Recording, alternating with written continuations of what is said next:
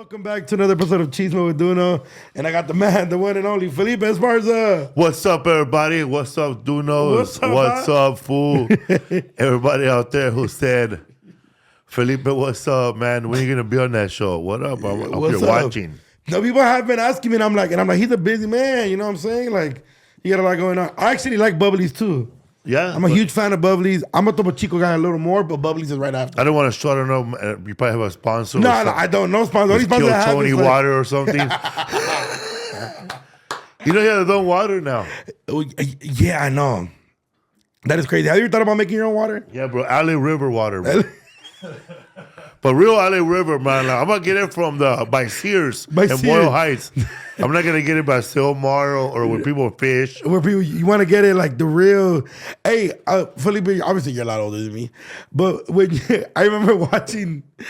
Que Locos? No, for Mi Vida Loca growing up as a kid, right? I remember watching it.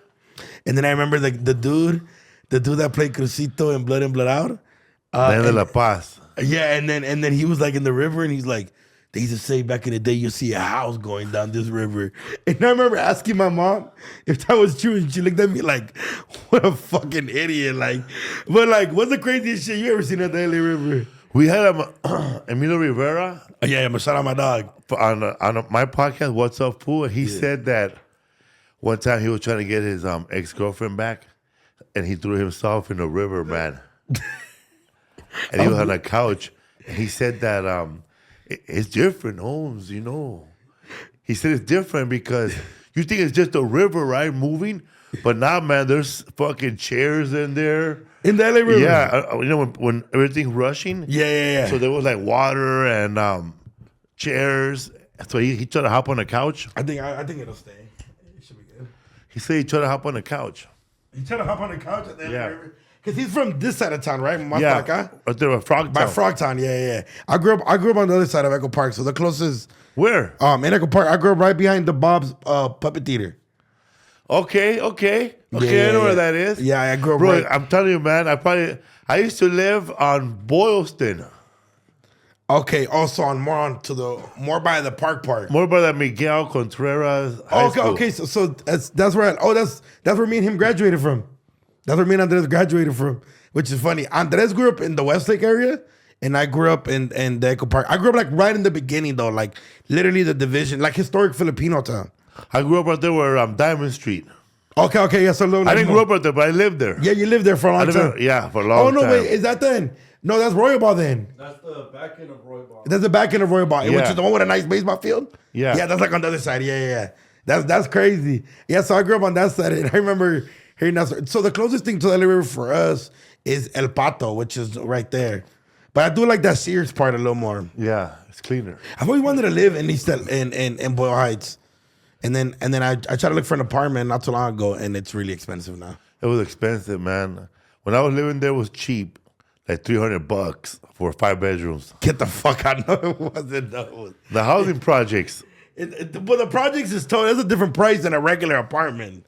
How was it growing up in the projects? I didn't grow up in a project. I grew up more like on a block.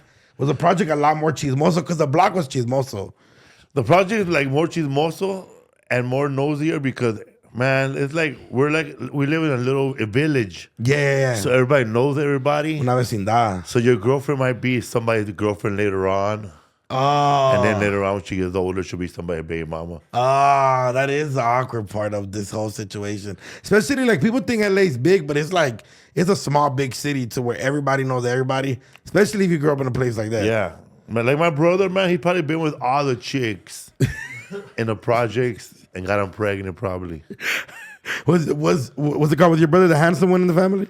No, but he's a younger one. Oh, okay, younger one. So he's like handsome, and he's also like doesn't do like the bad stuff that everyone else did. Oh, so he was more fit probably. Yeah. A lot healthier, looks a lot better. Like why everybody was moving up to waist 44s and 42s. He started at 36. 38. Lucky. You know what's crazy? I was a 36 in 5th grade. No, you know what's crazy, fool? When I was in high school, shout out Ms. Orozco, my PE teacher, she used to tell me, stop drinking beer because when you're older, you're going to see it. Damn, she told you that in junior high? In high school, Oh, you were drinking in high school? Yeah, I was, 40s. When did you start drinking? Or did you You ever... know, I know you're more of a pothead guy, I but... started drinking. I didn't smoke pot till later on when I was like 20s. Okay. I started drinking 40s too in high school. Oh. I used to go to my friend.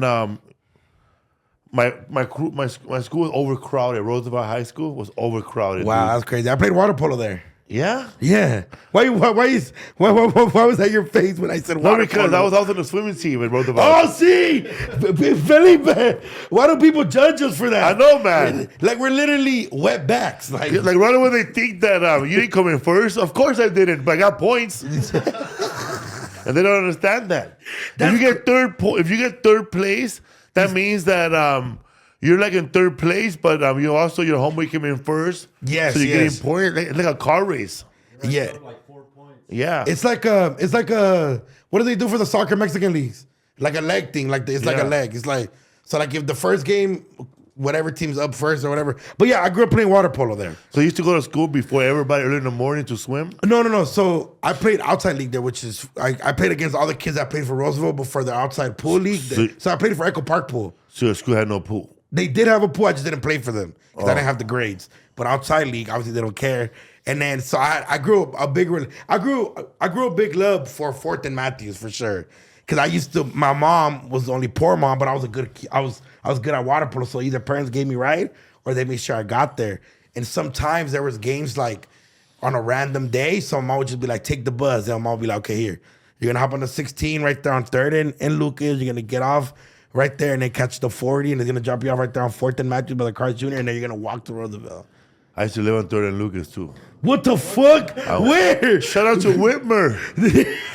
Where'd you live on 3rd and Lucas? Bro, you know that bar in the corner everybody fights? Yeah, El Taxi. Yeah. You lived upstairs? And you know that lady that sells pizzas? Oh, for Pizza Planet. And then that little paisa lady right there, that bro, that when everybody comes out of the store, she'd be like this. Lupitas. Yeah. Fool, we used to buy tortas when Okay, she's you know still... the motel?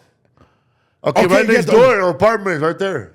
What? Fool, the motel... Okay, so the motel's not there no more. But right next door, the apartments. Yes, I I know live there. exactly where. Okay, so the motel's not there no more.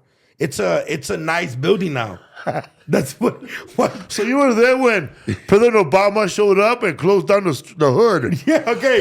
No, okay. Okay, so I grew up down the hill from there. But yes, I remember when President Obama got there, they said all the teachers said that they had to all of them put their names in the hat, and only one teacher from each academy could choose who to go there.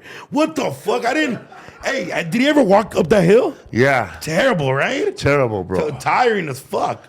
Yeah, and I used to walk around the little area, man, just trying to find another apartment because they've been the cheap ones.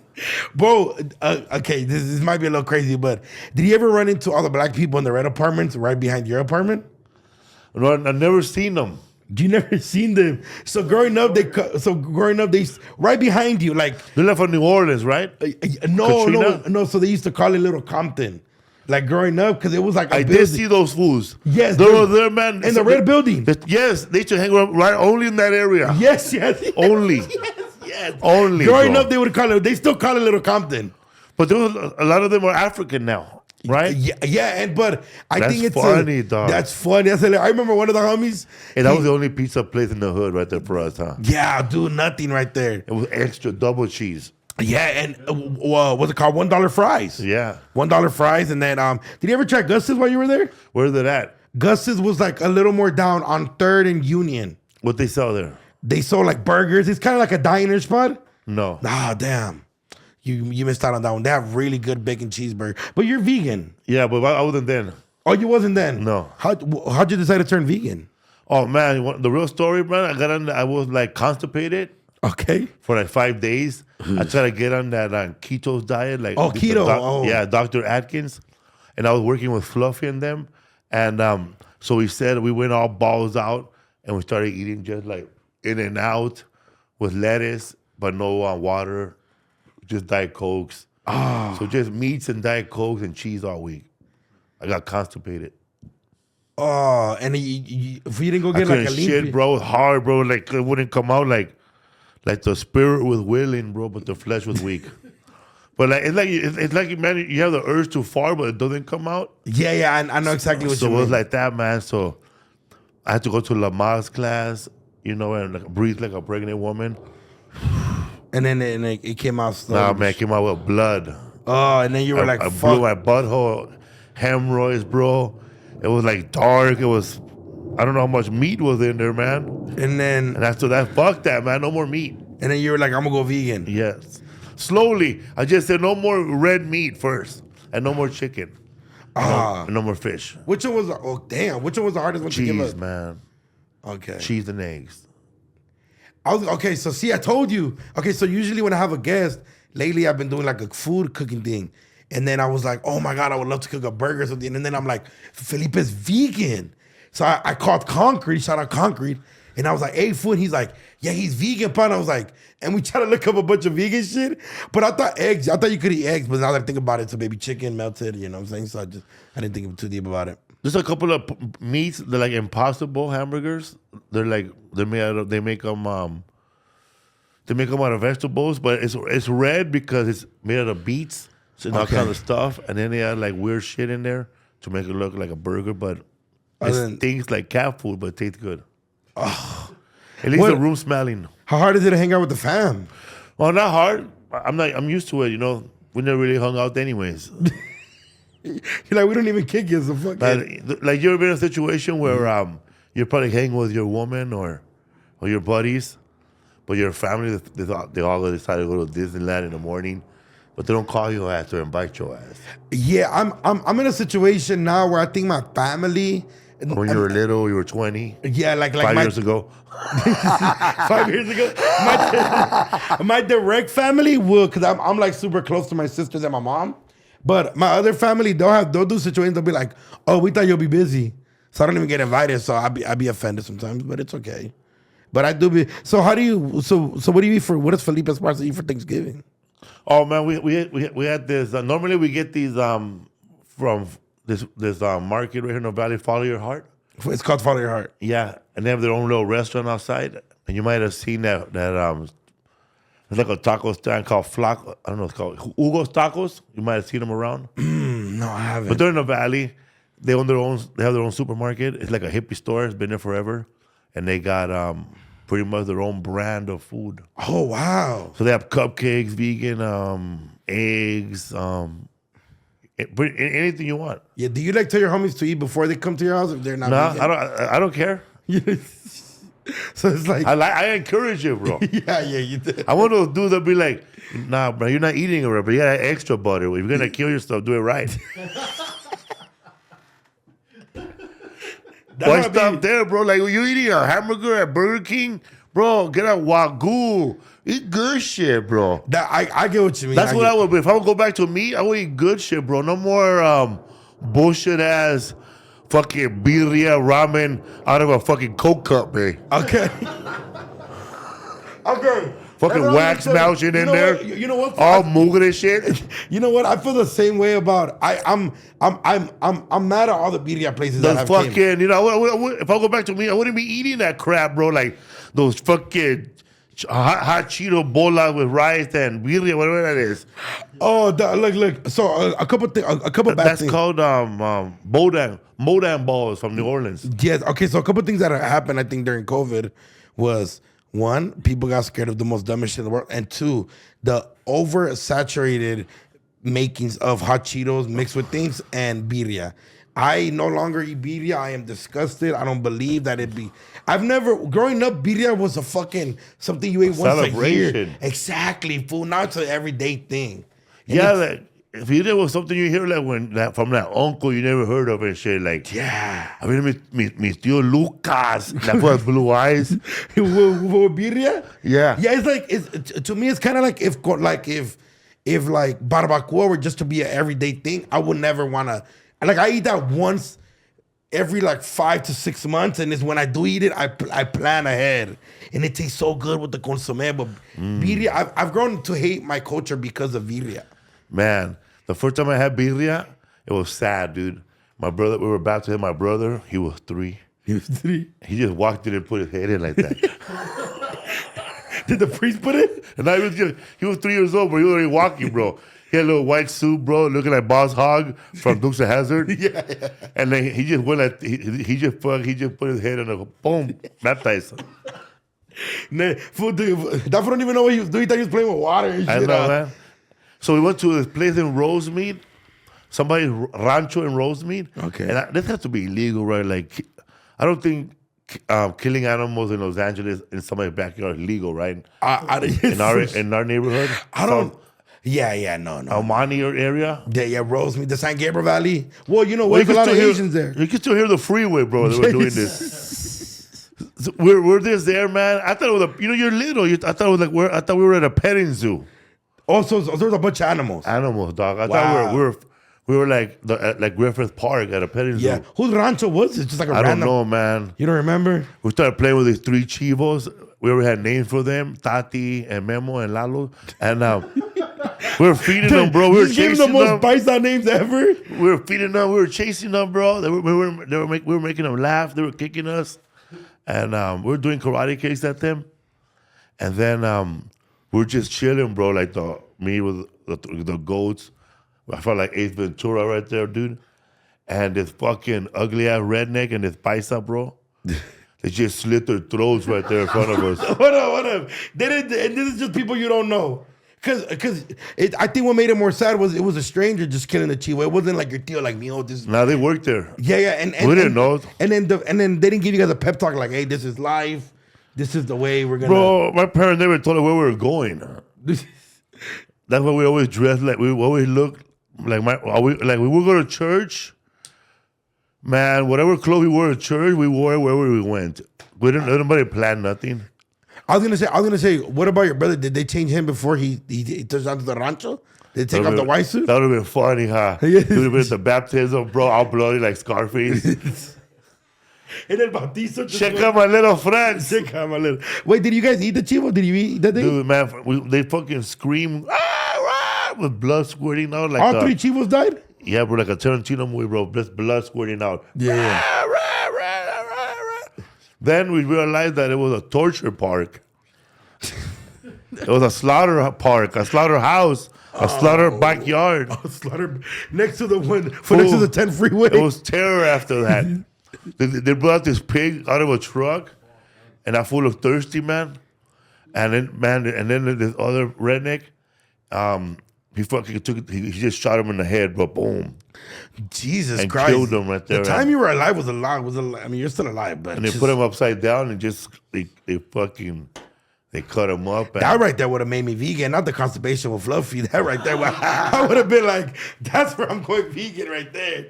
My sister said, my sister went to Sinaloa and she said she saw a pig die. But it's different, right? During like the ranchos. And she said that they brought the pig and she didn't eat that day. She's like, I couldn't eat that shit. Like, I was scarred for life seeing the way it died. She said they shot it, but it was like, because, they're still alive for a little bit and then they just boom. But then my sister said my grandpa be just grabbing the chicken from the neck and just twisting that motherfucker. Man, that's some fucked up shit right there. We ate them, the goats, the next day after church. It's good, huh? You didn't feel bad about Lalo and... Nah, man. I really have forgotten about it because, you see that pig getting shot and everybody's taking turns killing chickens too. Like if it was part of the bautizo? Yeah, man. We were eating, but I still remember it. Like, you bond with somebody and then they get murdered in front of you. Live on the 10 freeway. Damn, that'd be a sick movie. What would you name that movie? I'll just call it baptism, bro. Baptism. And show the dark side of baptism.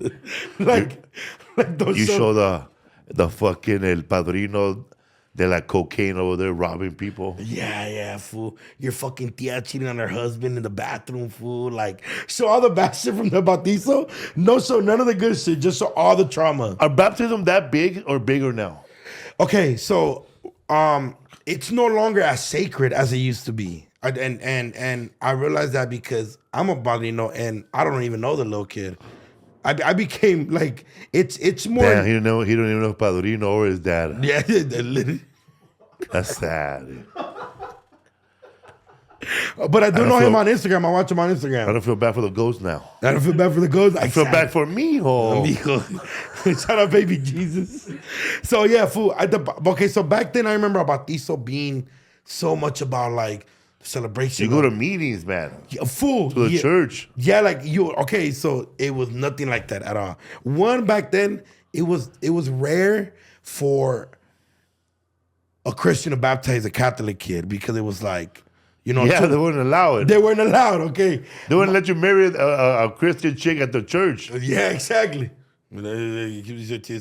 So now me and my homegirl that are she's Christian, I'm Catholic. We baptized our homie and our homegirl's son, and I have the thing because I had my first communion, but the homegirl had to go through like a whole little process, and we baptized them a la Placita Alvera. The most thing that I remember it being so common to me, I remember bautizos when I was a kid it was at a parking lot that somebody owned. Those are the best bautizos Yeah, where some of the chairs are uneven because there's cracks on the floor, stuff like that. So that's probably it. I definitely got on top of the truck and threw money, threw some quarters out. But you know, because of my career, they expected a little more, so I had to put in maybe an extra $50. But there was definitely quarters and dimes and Bolo. yeah, the bolo was going up, fool. They don't do bolo no more, huh? I haven't been to a bautizo in a minute, but if you don't do a bolo, I don't think it's a bautizo. That was what you were more excited for. They throw a ferry. They just throw up NOS tanks now, fool. And Yeah. then to be honest, fool, parents these days they don't want to baptize their kids. They don't, huh? Nah, especially in the Catholic Church, we don't have the best rep right now with childs. You know, I I don't like think it's weird for me to see kids over 10-year-olds getting baptized. You're baptized? I'm baptized. I'm baptized. My son's not baptized. Have you thought about it? No.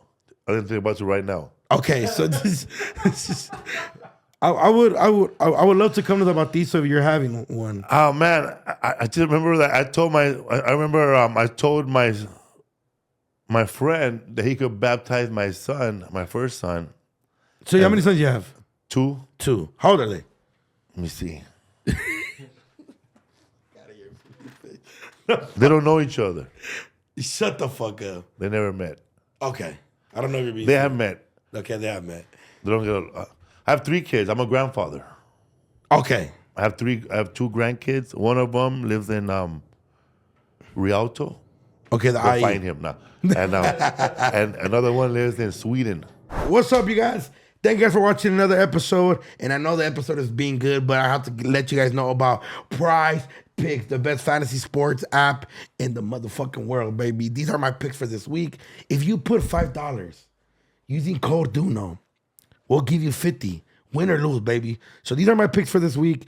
Code DUNO, Prize Picks. Press the link in my description. Download the app. And Prize Picks have done some dope stuff where you can put the player multiple times. The little green goblin means good, like it means like it's for sure a win. And then the little red one means like a little harder, but You get more money. and you get more money. Oh, sorry, I just have to burp you guys because I'm so excited about Prize Picks. Make sure you guys press this right here. Press the link in my description. Make sure you guys go follow me on, and also you can follow my profile on Prize Picks. Let's get it, baby. Wait, hold the fuck on. One of your grandkids lives in Sweden? Yeah, my daughter moved to Sweden because they don't have extradition over there. I think she murdered somebody in Riverside in a hit and run. I don't know.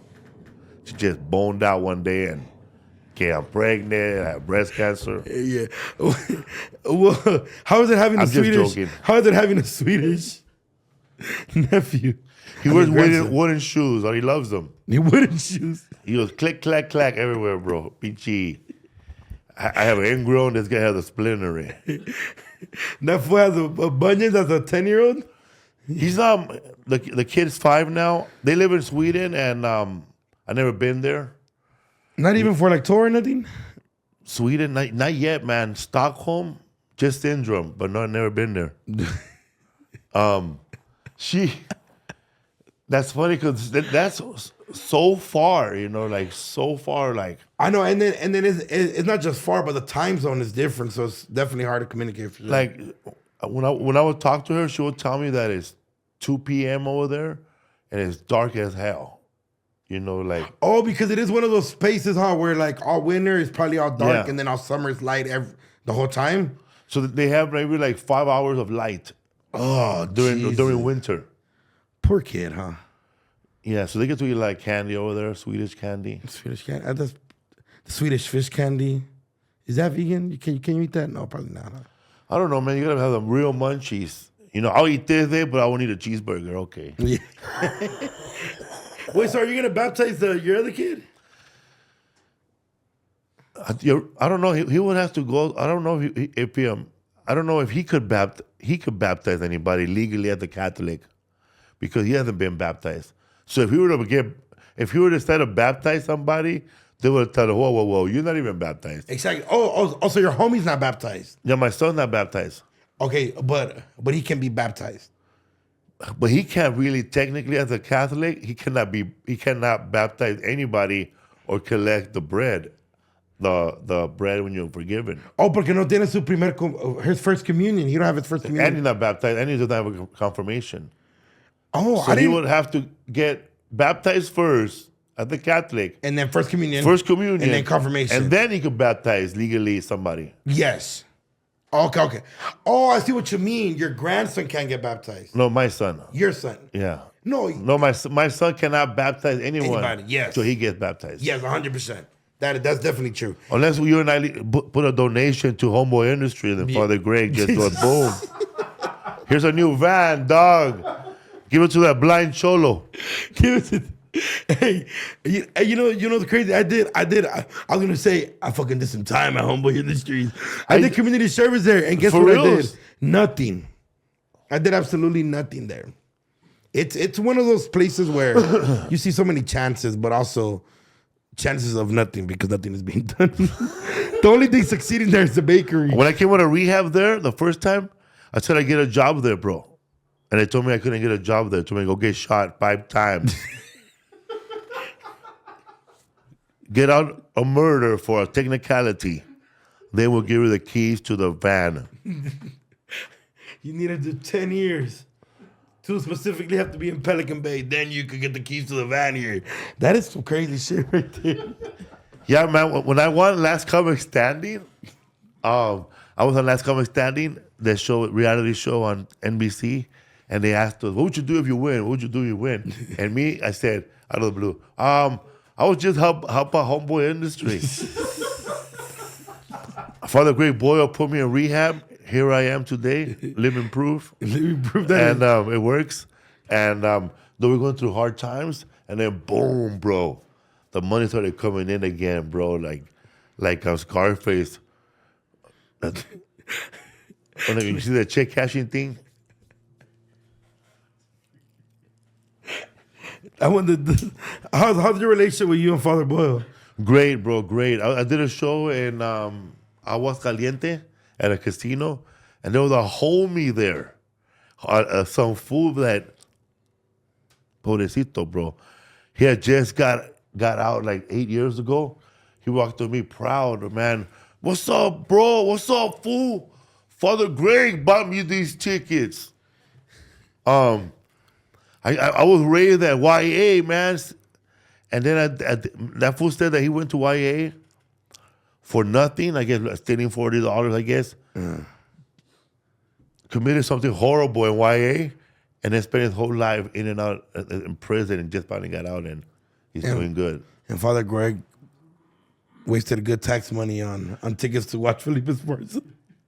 You could have donated those to Homeboy Industry, Felipe. I will donate them, man, for June 13th at the Greek Theater. There we go, Felipe baby. Esparza, hosted by Dunos. I'm down. I'm down. I will be there. Are you excited to do the Greek? That's funny. I just mentioned right now, I'm never booking, but people think they keep thinking.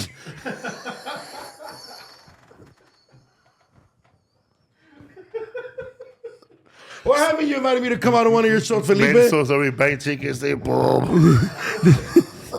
What happened? You I thought invited I was me? gonna get hooked up with somebody at that show. Felipe Esparza will be good. If you want free tickets to the Greek Theater show, go to Homeboy Industries and ask in the counter. Tell them, man, I want to change my life.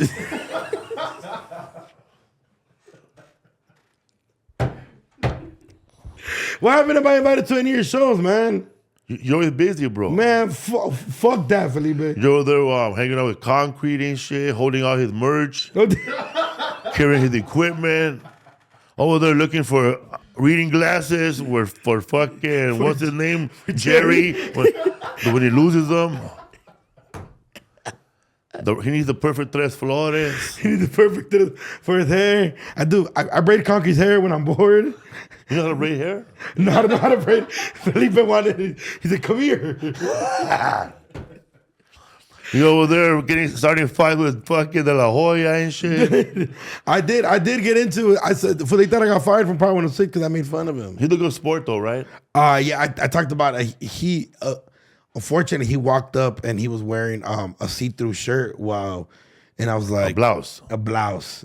No, it wasn't a blouse. It was like Sequins? Because the blouse is like. Oh, I know what he's wearing. Like Some he was, Keithwood shit. Yeah, and I was like, dude, right now's not the time for you to be wearing this with everything going on. But I guess he's open to the the fishnet vibes. You know what I'm saying?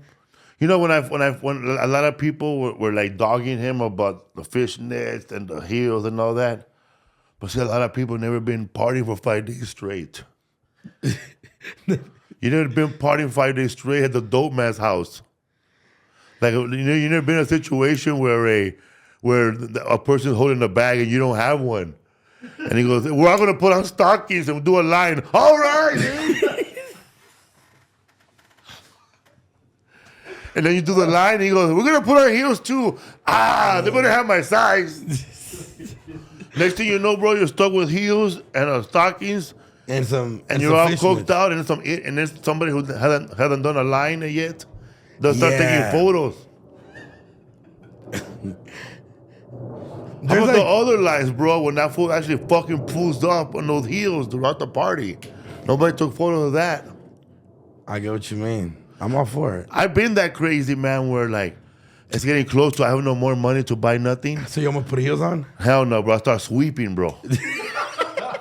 I start picking up beers, bro. Bro, what the fuck, bro? Respect the homie's house. You gotta put a coaster on that shit. You start wiping shit down? Start wiping, bro. I start cleaning. The doorman gets happy. This guy's cool. He just respects my house. Yeah.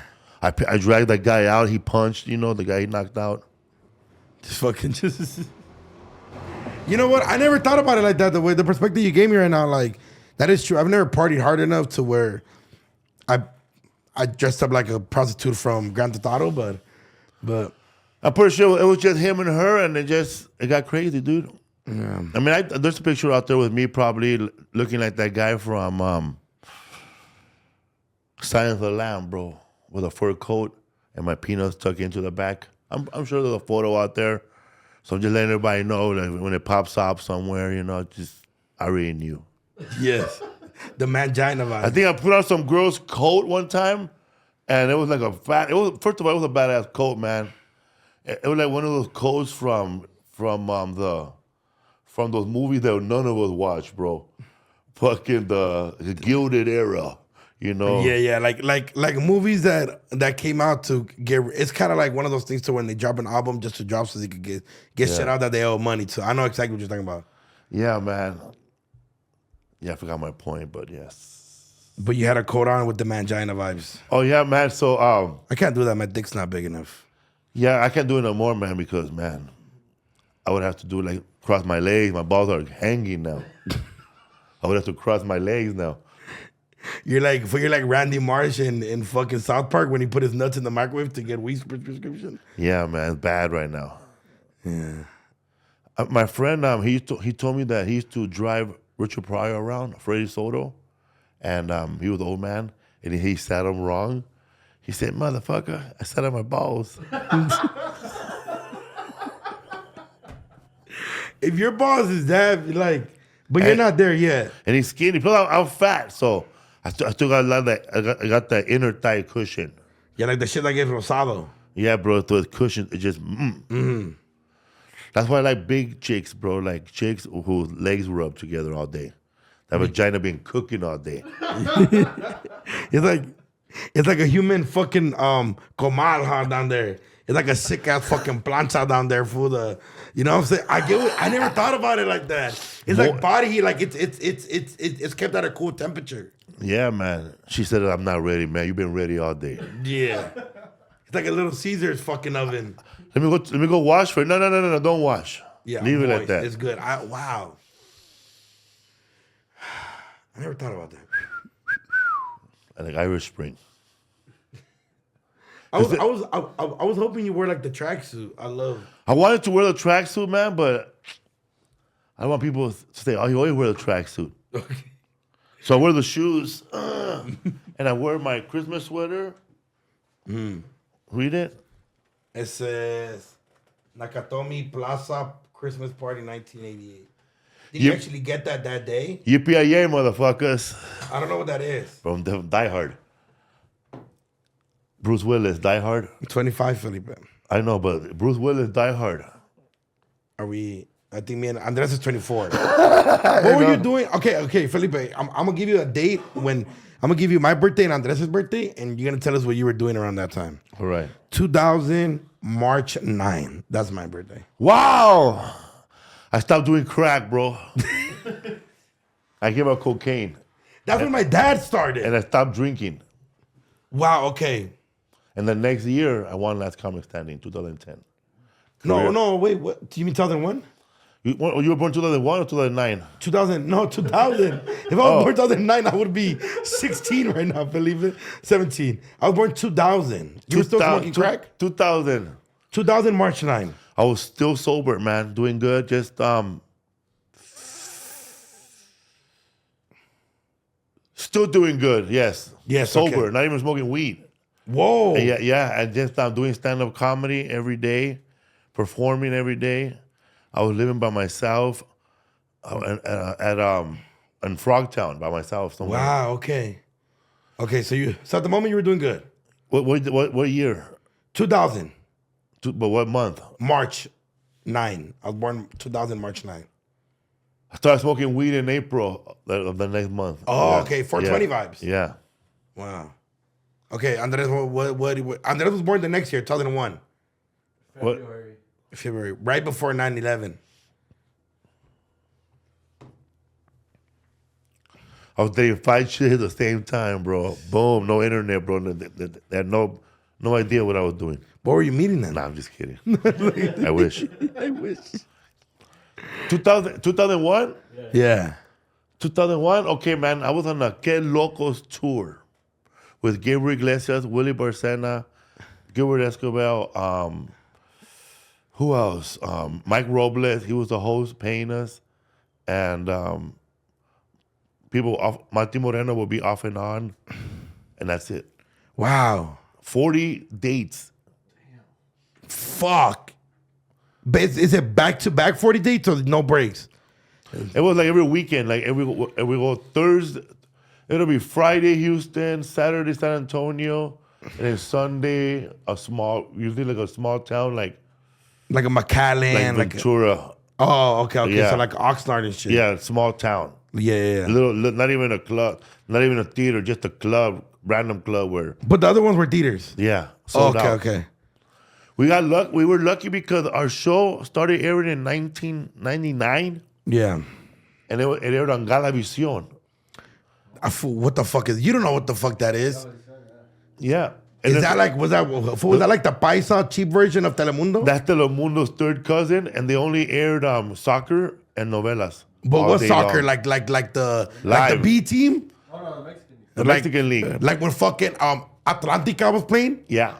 Like that time? Holy But fuck. there were random show games. So the big games, of course, Were like on Channel Telemundo. 34. Yeah. Sometimes they'd be like not live games. They'd be like Repeated games. Oh. People still watch them. Yeah, for sure. And then novelas and But the old school novelas, like the repeats. You yes, want to watch the the repeats? And then they would show video shows like Paulina. They'll show like they'll buy like a random guy that had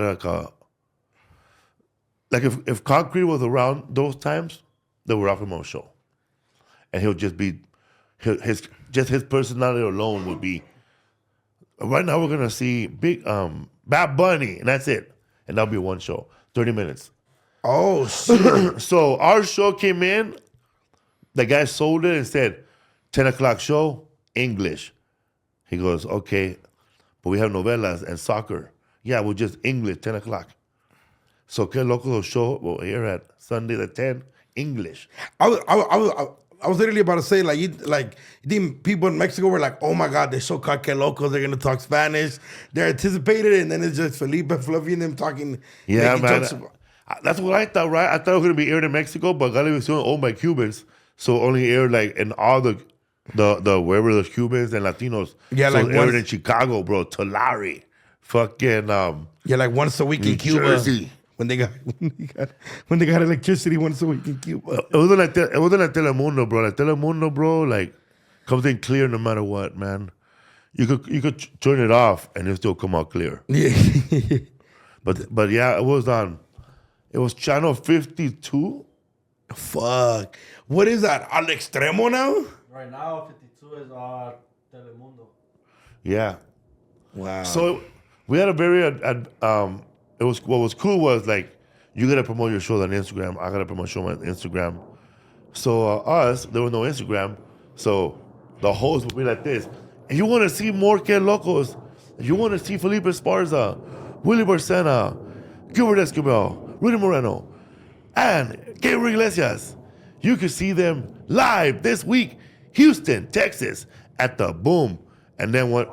So on TV, bro, they were showing the commercials that we were gonna be there, and they aired it right after the show. So we're talking like 3 million people, 2 million people watching it, and then on a you have to Sunday. go to the show. And they're all sold out. That's fucking crazy. What around that time? What was doing theaters a new thing for big comics? Obviously, like the legends, like they've done it before, but like for all of you guys, it was kind of like the beginning of a lot of your guys' careers, right? Yeah, man. 'Cause we were just doing the Laugh Factory and the Comedy Store in the Ice House and the Improv. I didn't know any other clubs, just those. Fuck, just those four. Improv, Hollywood Improv? Yeah, Hollywood Ice Improv, House, Laugh Factory, Ice Comedy House, Store. and Comedy Store. and whatever rooms people had all over the town. Can you remember? I some of my best jokes that I've thought about and wrote on and performed on stage and seen a lot of success have been at a little room. So, for example, my boy Narciso, shout out to gay homie. He's gay? Yeah, he's gay. Oh, Yeah, he's funny too, though. yeah. But super gay. He has a room called Hole in One for a gay guy. It's tricky, and a great room, and it's one of those like just random rooms. I used to do a room on a Bello, man, for 10 years on Wednesday night. And, man, What was the name of the room called? What would you call it? there was no titles, bro. We didn't make flyers. People just showed up. They knew about it somehow. The room was run by another person before us. Some guy that was trash, bro. Mm-hmm. He only booked like white comedians, dude. Like In Montebello? Yes. It wasn't until that fool got into a fight with Jeff Garcia, and that fool punked him out of business. I forgot punked by Jimmy Neutron. What the fuck, dog? fucking only fucking white people, dog. Fucking bombing here. So he would go up every night and murder, bro, after everybody. Murder. He was like 16 or 17 years old, young like you. And finally the owner said, man, So you can have the room. you're going to give this guy the room, man. You're booking trash. So then the devil started booking. Well, Jeff started booking the show, right? So and then he booked it, and then for a long time, bro, him and another guy named Fly. So Fly black? Was Fly- yeah, totally. Yeah, okay. I assumed. So then I don't know what happened, but they took the room away from him again, from that dude, and they gave it to Willie Barcena. Okay, so then you were running it with Willie Barcena. Then a legend started, bro. I started booking that room, bro. Like Willie came in all professional, bro. He had he had another comedian. That fool had a paper with 10 pages of comedians' phone numbers. Who did, Willie? Willie. Get the fuck out. Yeah. He just had 10 pages of, and he would just call random fools that week. Like, I would call him. okay. He goes, hey, dog, find out if these numbers work. Bro, I sat at home like a little secretary, bro, calling all of them. What's up, man? That's how old you fools are. Like, no contact, no nothing. It was like having a yellow book. He goes, are you booking me? Are you going to book me? Not, man. We're going to start booking around. You want to know if you still do comedy for you. This number still works. So finally, dude, I narrowed it down to like 6 pages. So fool didn't answer. So then I booked the show from there on for like 10 years. Every Wednesday. Every Wednesday. Bro. You know, people don't understand this, food. Like, it sounds easy. Like, we just have a show. Having a room every week, food, for 10 years, it's consistency, it's growing, it's fucking stressful. Bro, you stand outside the club going, man, these motherfuckers that, man. You start looking around you start looking at that person that you told to fuck off every week, he ain't going up. You look at him like, this could be your shot, motherfucker. This could be your night to shine. They're waiting by the stage, just hopefully somebody don't come on.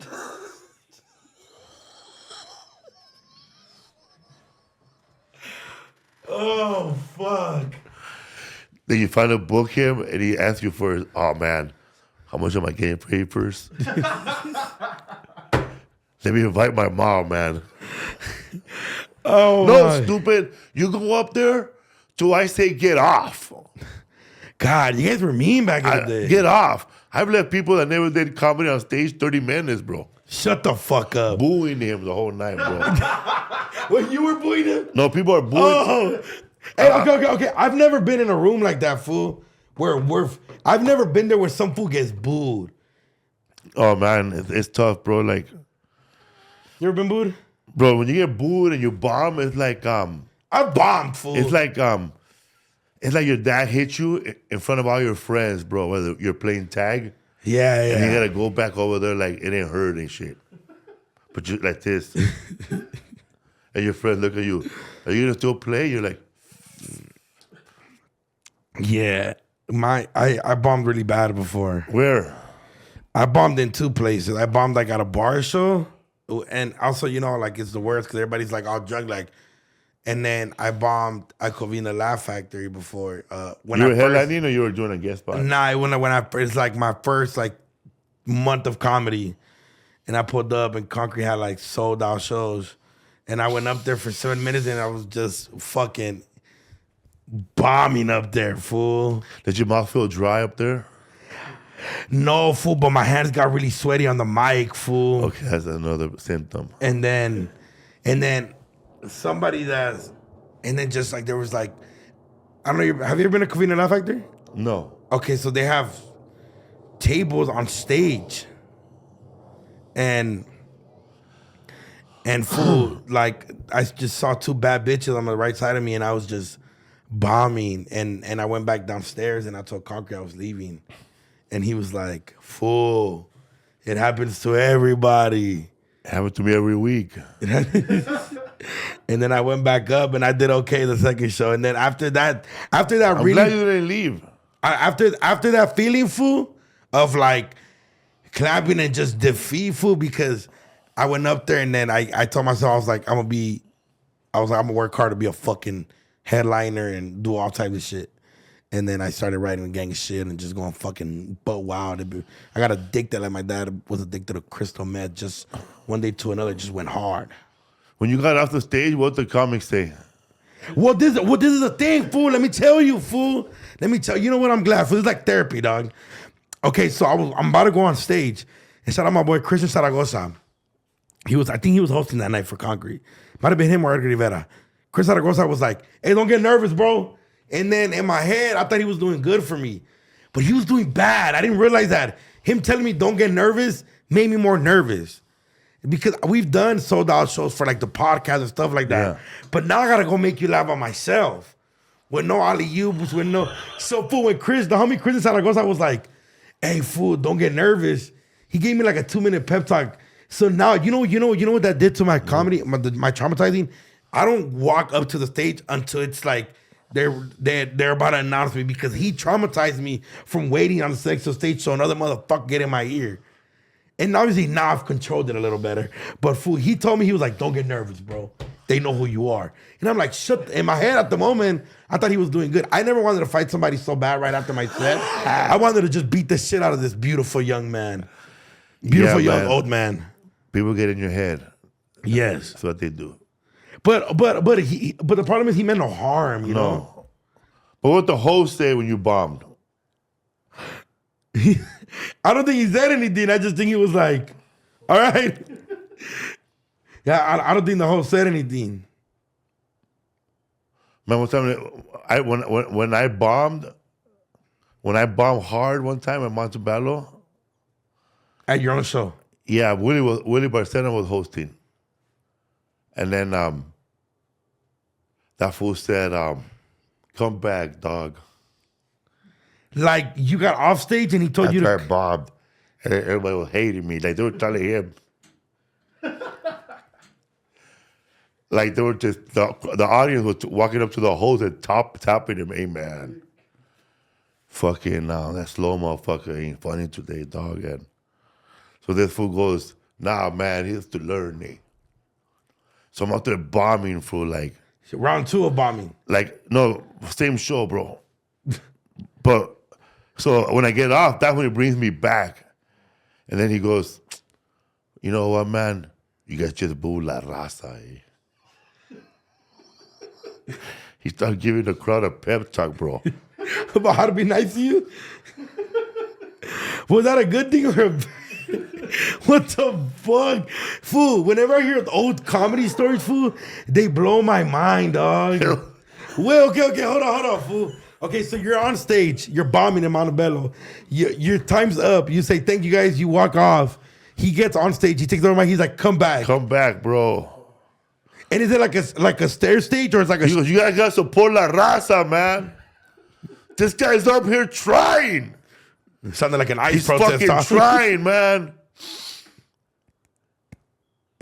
Come back over here, dog. That's the word for because now they give you pobrecito Like, laughs, huh? yeah, because then your dad calling you back after you got your ass beat by 2 black dudes. Ven aquí. Damn. And how'd you do the second round of the same? No, they told me, no, I just went back down. He was just telling me, don't boo this guy. Oh, I thought he made you perform again. Oh, no, man. But there was another time, bro, when we were together, and I was talking to Saul Trujillo, because he's going to be at that club. And Rooster Teeth Feathers, you should go there. Where's that at? Rooster Teeth Feathers is in Sunnyvale. It's like a town an hour and a half before San Jose. So you could grab all those foods that, I can't judge San Jose, man. I got enemies. Oh, so okay. You grab those foods. So they'll be in Sunnyvale. All the foods that are in protective custody. Yeah, and there's a prison there, so yeah. Might get a furlough just to go to the show. Yeah. So Willie was on stage at that show, dude, headlining, and I'm just hosting, bro, just hosting. 5 minutes of material. This fool goes, oh man, my stomach hurts. Where's the host? Felipe! Ladies and gentlemen, man, I'm gonna reintroduce the host while I go take a shit or go to the restroom. Willie. So that fool brings me back up, bro, to do more time while he goes to the bathroom, take a shit during a 1 hour set. He was like 30 minutes in. So I'm up there, bro, bombing, dog. Like, sold out crowd.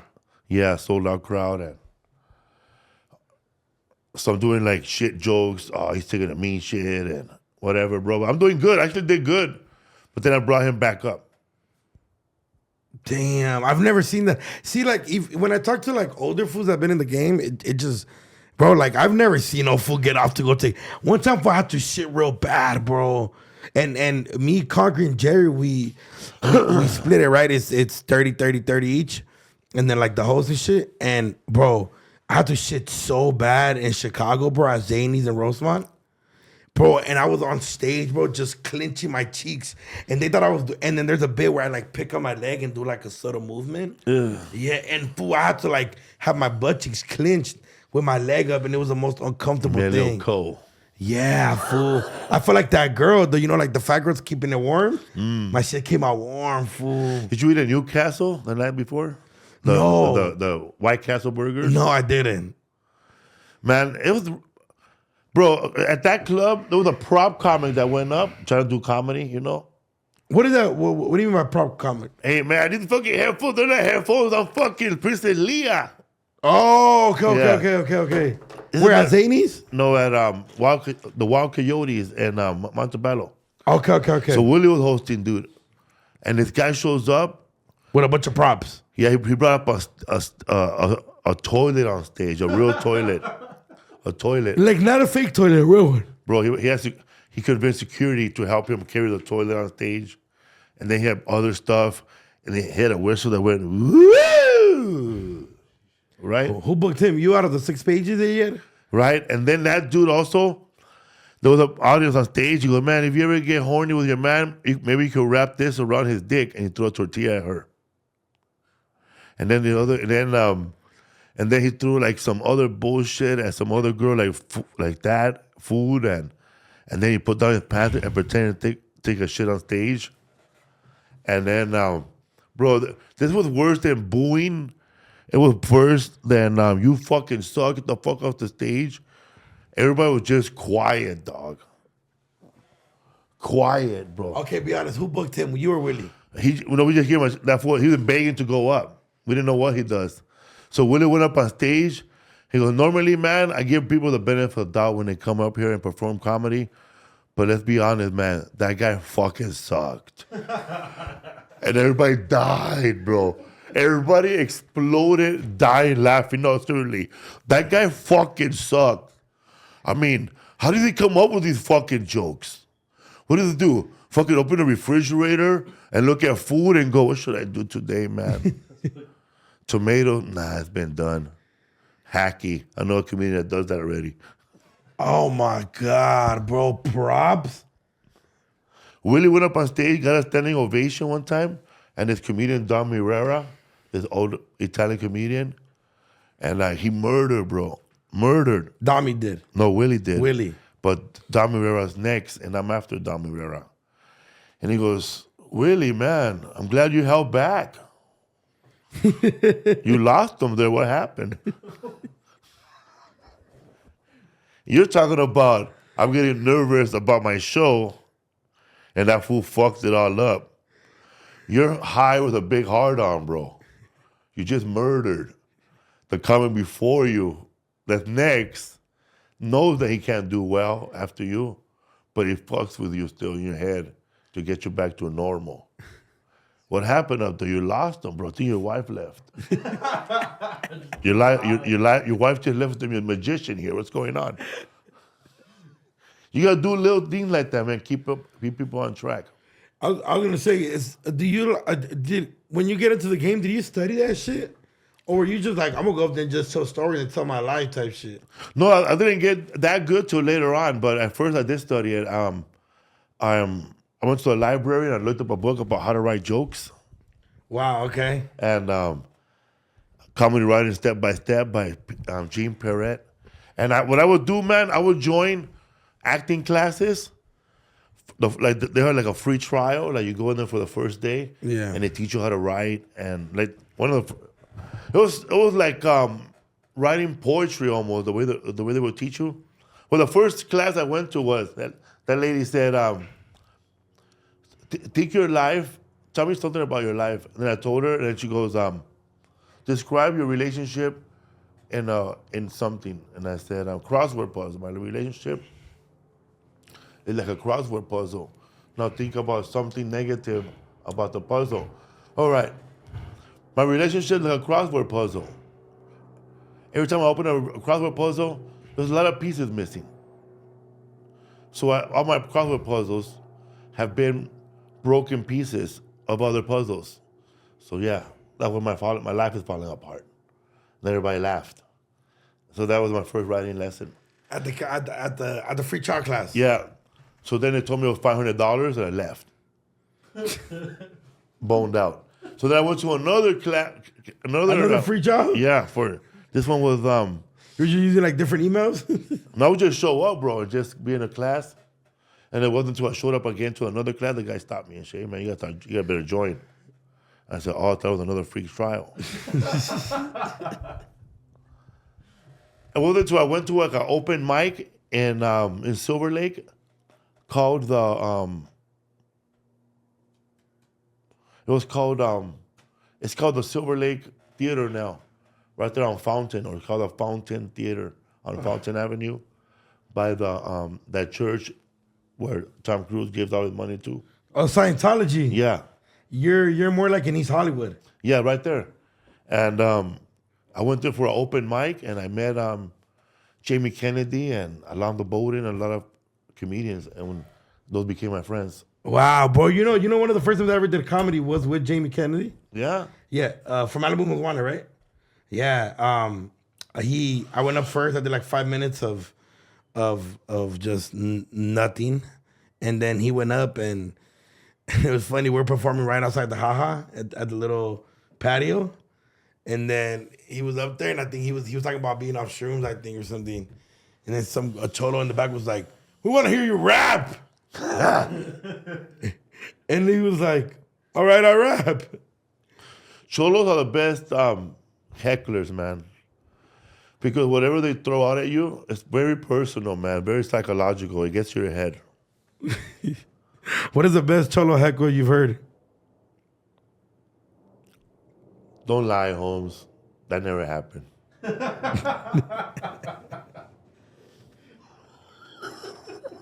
And you know what? It didn't happen, eh? You're like, But I tell it like it is. yeah, motherfucker, shut the fuck up.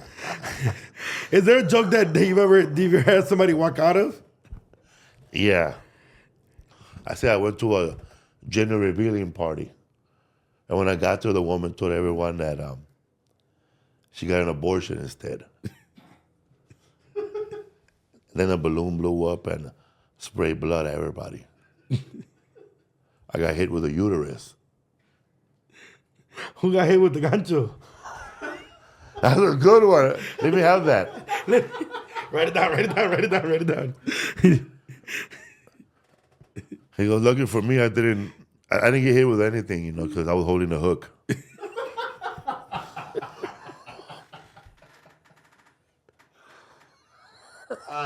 Okay, here we go. I went to a gender revealing party, and when I got there, the woman told everyone she got an abortion instead. And then the balloon blew up and sprayed blood at everybody. Why the balloon didn't blow up? I blew up the balloon with a hook, with a hanger. Just like at the clinic. You ever go to an abortion clinic? Yeah. Which is not called an abortion clinic. It's called Planned Parenthood. But usually when you're there, because all plans didn't work. I wish they would just call it something else that didn't have hood on it. And then more people would donate money. But they also, Okay, so what do they name the Planned Parent home, like Homeboy Industry?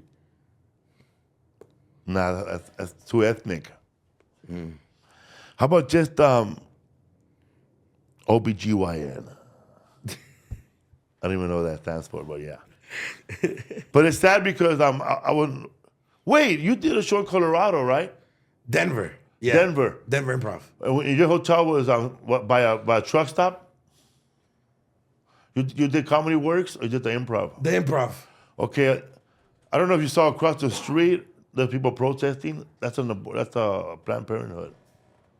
In the little plaza. Yeah. I didn't see nobody protesting. But there's one over here also on Sepulveda. I don't know if you ever seen it. Okay, the one time I did go to an abortion clinic, there was an old Asian lady with just a bunch of dead baby fetus. I thought they were chiclets at first from afar, but then as I got closer, it was... But you know what, bro? That baby probably would have had a hard life, man. Growing up in the projects. You know, you've been doing stand-up in his early 50s.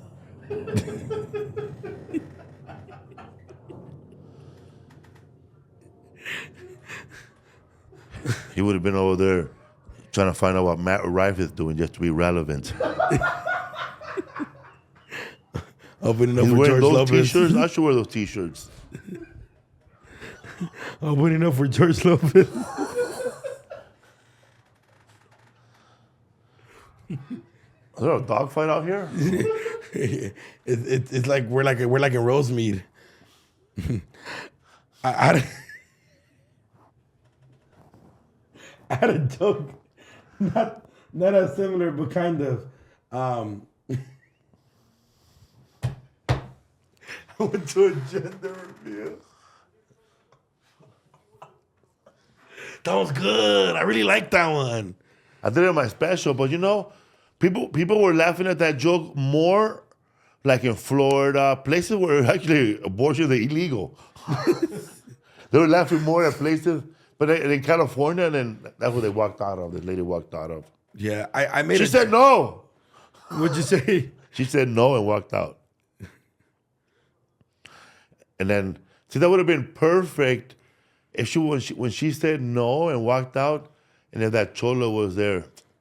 That never happened, eh? She's so personal. I had a joke. I was in a small town. I was doing it in Oxnard, and I have a joke about fighting a kid with autism before, and somebody got mad. But the way I used to start the joke was not the way I do it now, which I'm still like punching it. But the way I used to start the joke was like, I fucking hate kids with autism. And maybe I fucking hate kids with autism wasn't the best way to start it. You should have said, I hate kids with autism, man. Fuck you if you can remember what day I was born.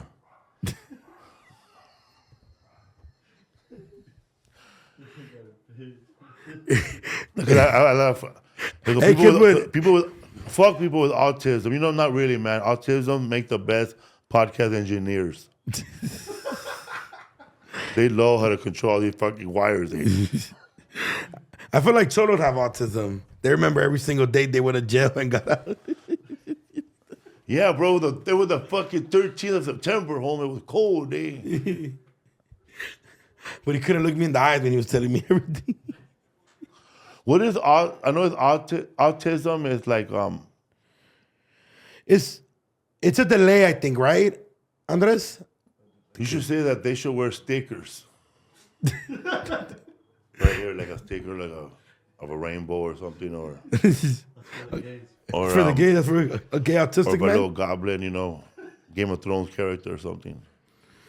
or a puzzle. That stands for the autism, the puzzle. Or it should be like the logo should be Rain Man, bro. That movie Rain Man.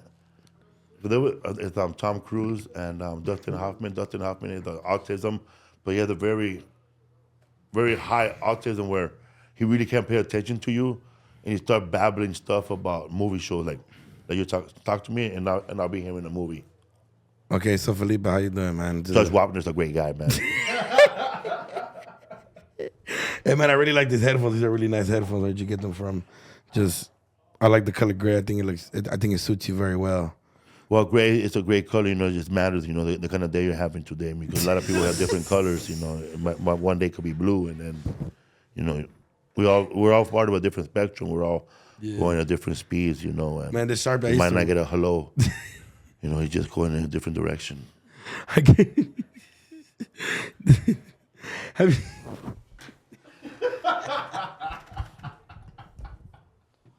I think I could play a better autistic kid than you. Also have OCD. Do you? No, just make it up. I'm trying to be Monk. You know who my favorite autism character is? Have you seen The Big Bang Theory?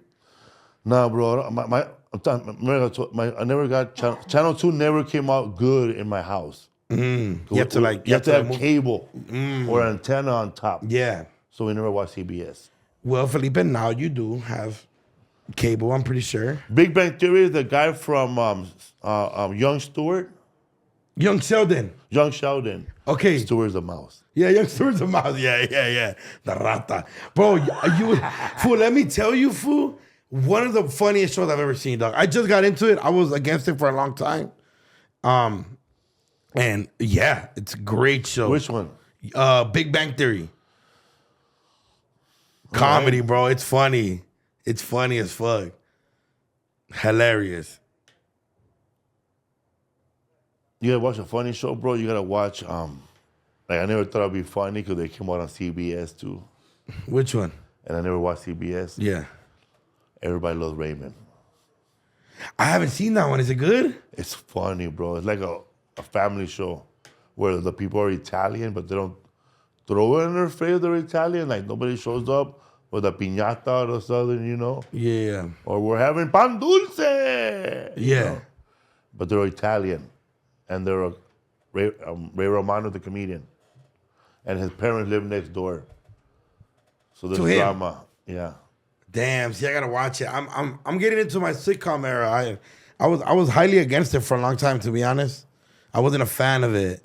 The Office, I still haven't seen it. Am I missing out? Seinfeld. I'm too young. I haven't seen it. That's all I watch. Oh, there's a show on Netflix called man, by a British girl. Oh, you ever watched that show Shameless on Showtime? Yes, I've seen Shameless. Watch the British one. Much funnier, much grittier, much nastier. Because the British people, they hold back because because they're more of a social country. Yeah. So they're all the same. So there's like they don't consider like black people. They don't see black people the way they see black people in America. So there's no black people in that show. So they're like the dirty motherfuckers on that show are all the white people. Wow. Oh, Like the scum of the show on the Shameless British is white people. they hold, and so British blacks are held to a higher standard than American black. Yeah. Um, Like the British, when you see a British black dude in a show, he usually is a well-rounded British guy.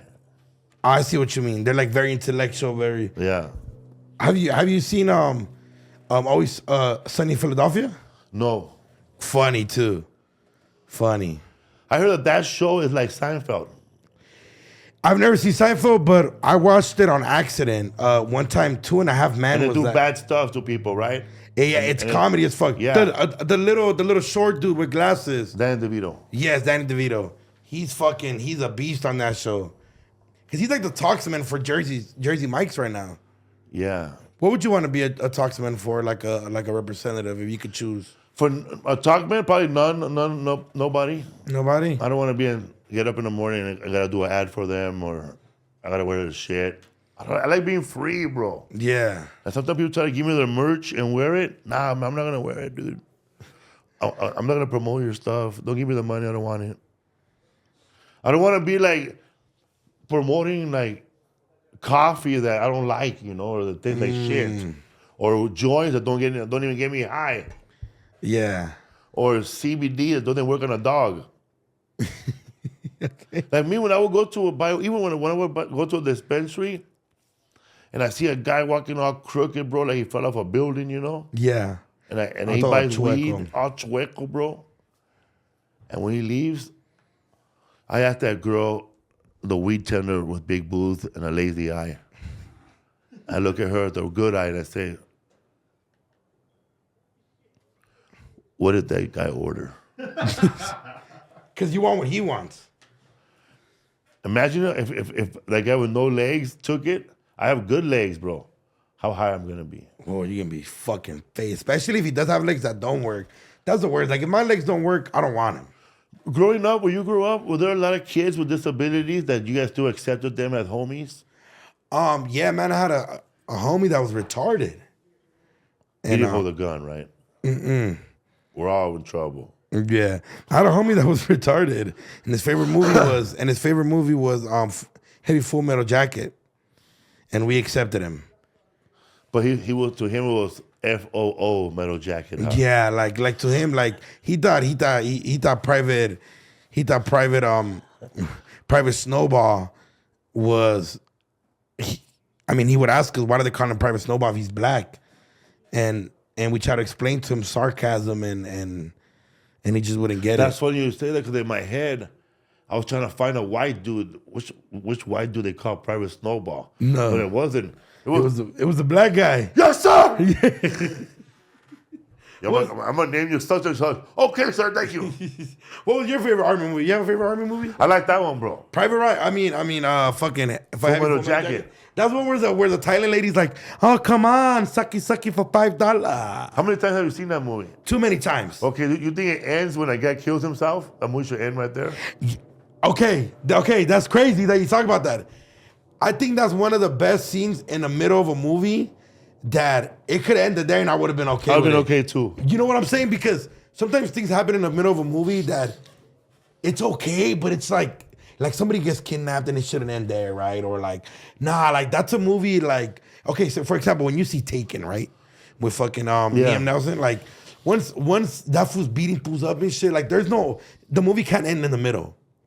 No. They did such a great job with Heavy Full Metal Jacket that it could have ended the way it could have ended when he shot himself, or it could have ended right where it ended, which obviously in the end, right?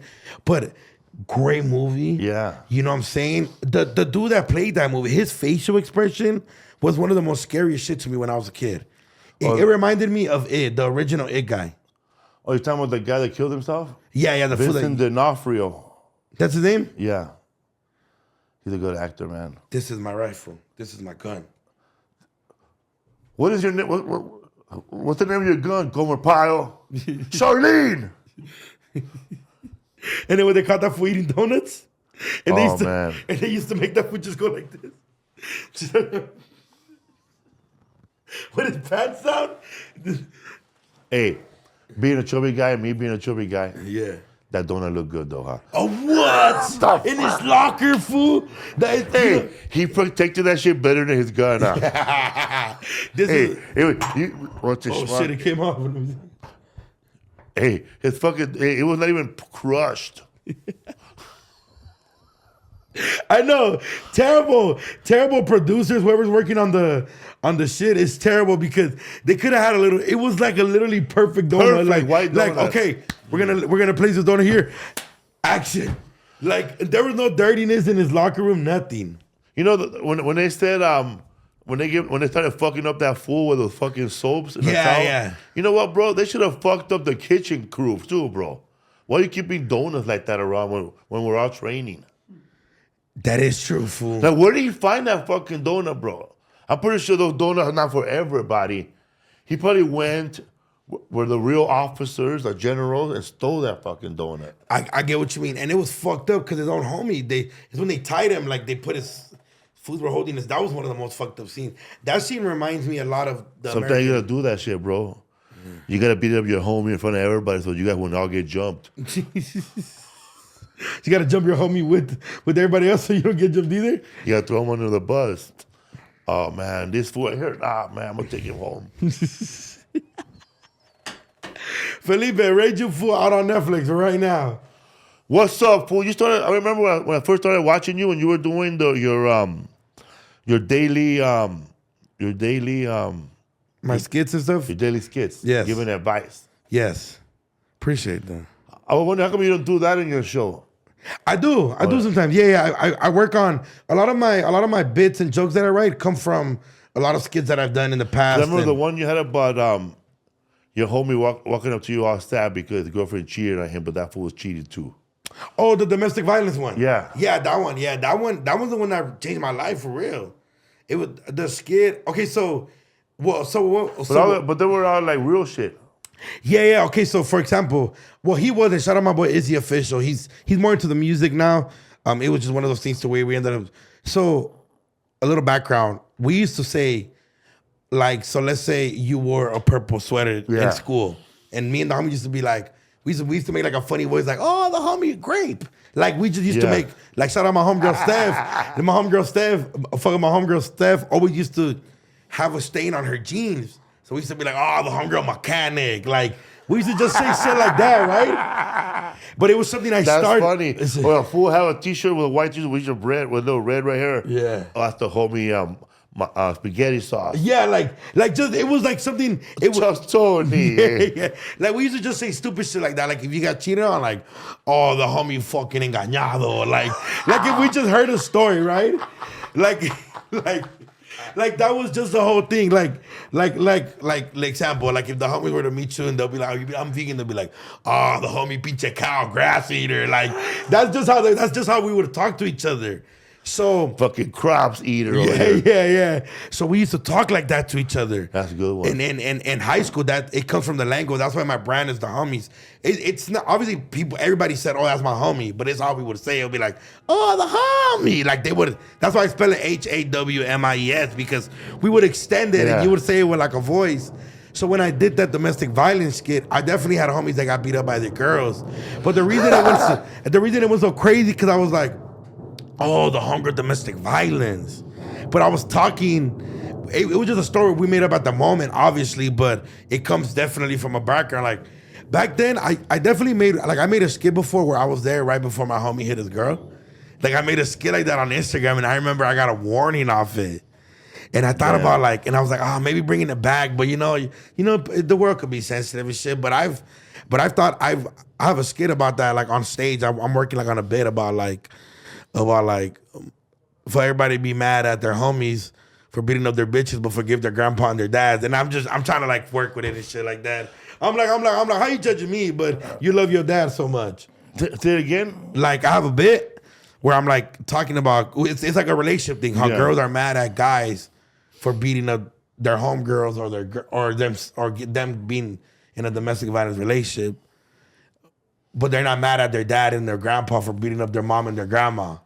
Yeah, man, these fools are all pissed off that their homies are beating up their lady, man, but ignore like 3 generations of domestic violence. Yeah. So no, bro, I inherited it. These fools think that domestic violence is an inheritance there. No, bro, getting blue eyes is an inheritance. Being a piece of shit isn't it? It's like diabetes. Yeah. Yeah. So it's like what you got diabetes worse, bro? Like beating up bitches. So you got diet bitches.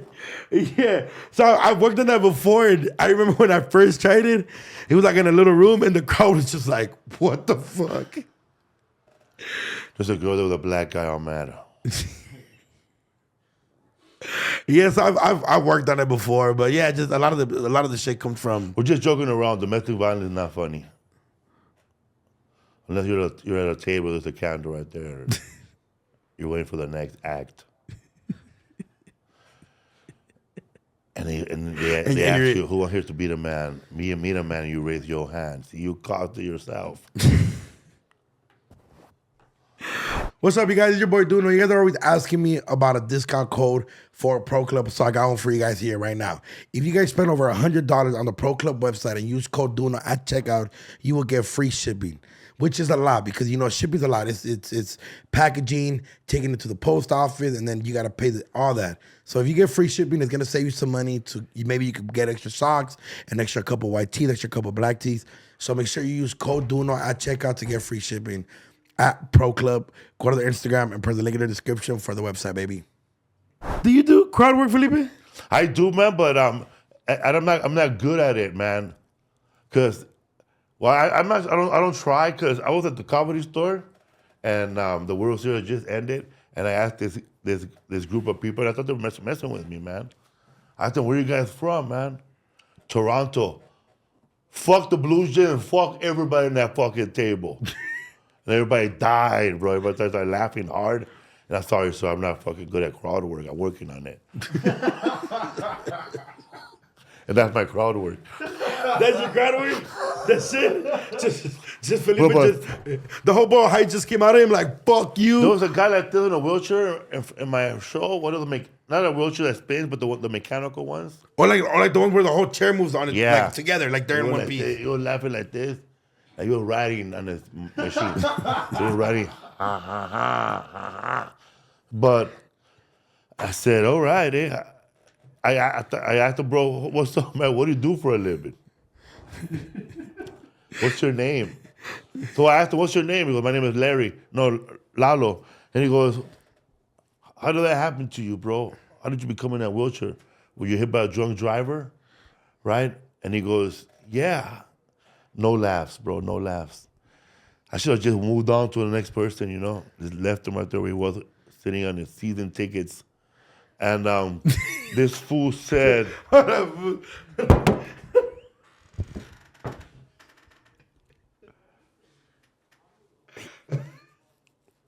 You didn't catch that one, Andre? so this fool, I asked him, man, how did you come by in that wheelchair? He said when he was 6 months old, they were hit by a drunk driver. And he tossed around in that room, and the thing, and got injured, and his dad was in the car with him. See, he should have been aborted. And then he said, so I said, so your dad been taking care of you for 31 years now, like this? Well, your dad's a better man than all of us, bro.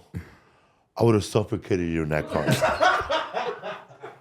I would have said a big prayer to God, and I would have just fucking smothered you, homie. I would have killed you the way Tony Soprano killed Christy Maniscalco in The Sopranos. Oh, Montesantes. I would have thought about the hard future you would have had, man, of me driving you around and carrying that over 2-ton wheelchair everywhere, bro.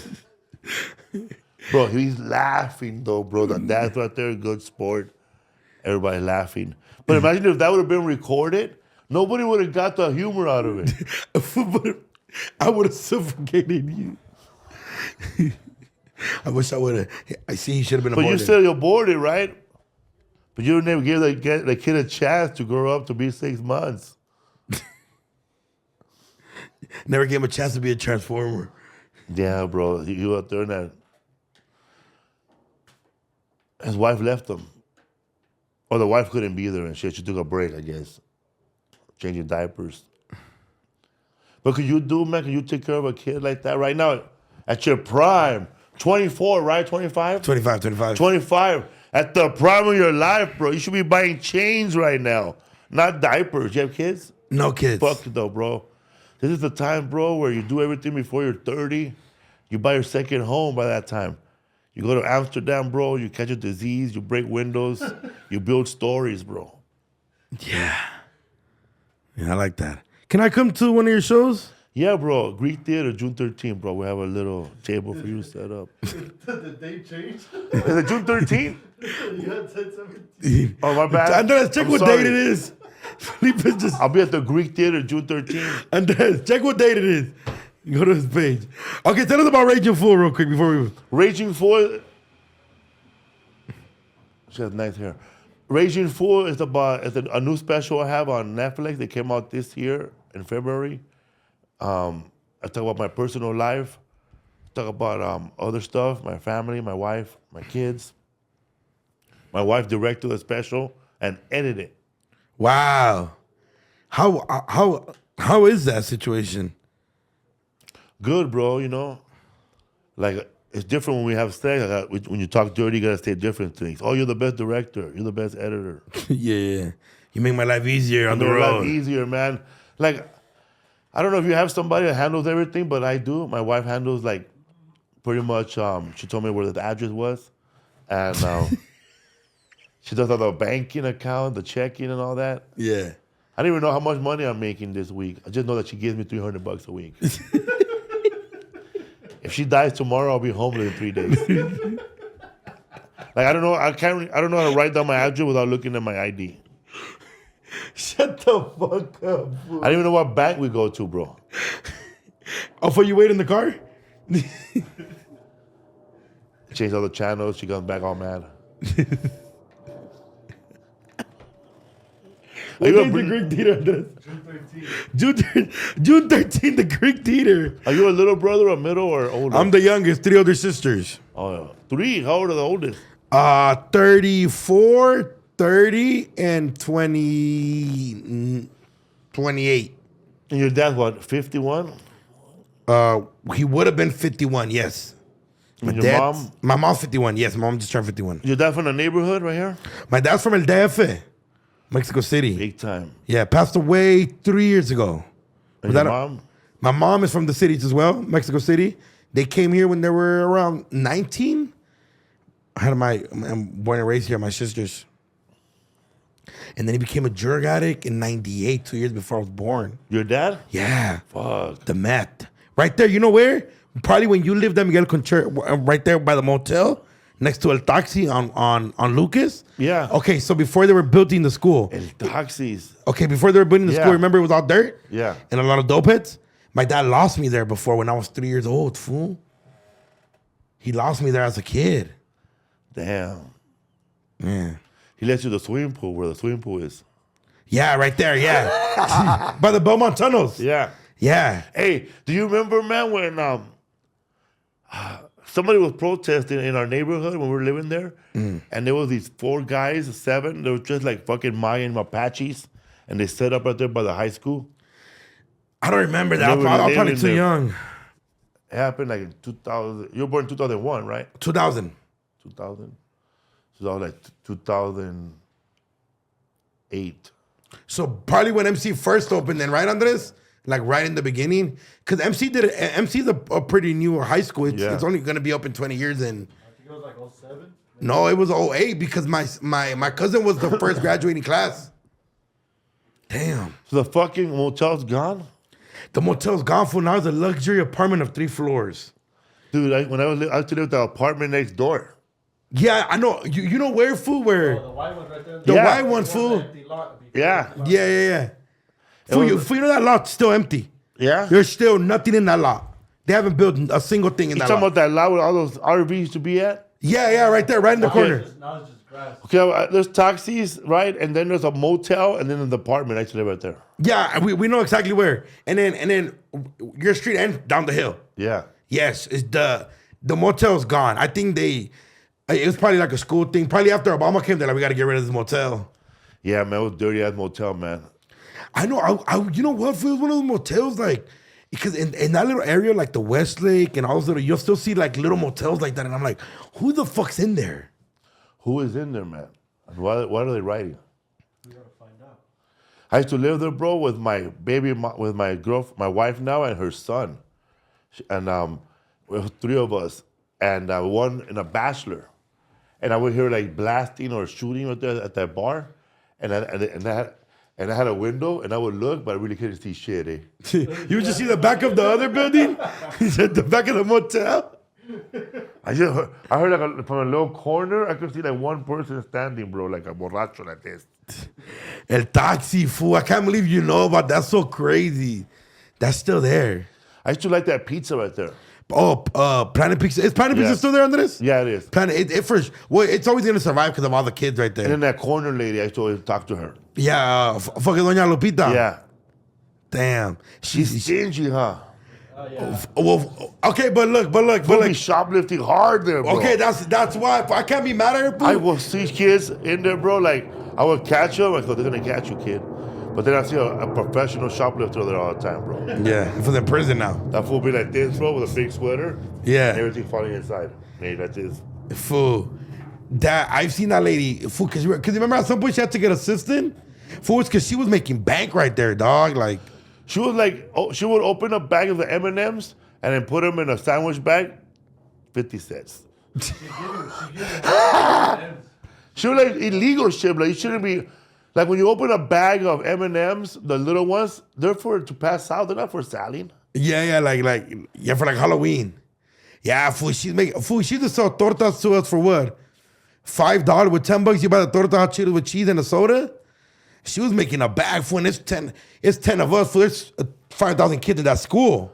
Oh, that's why she was making tortas too, right? Fool, she was easily every day. Fool, she's making over a band easily.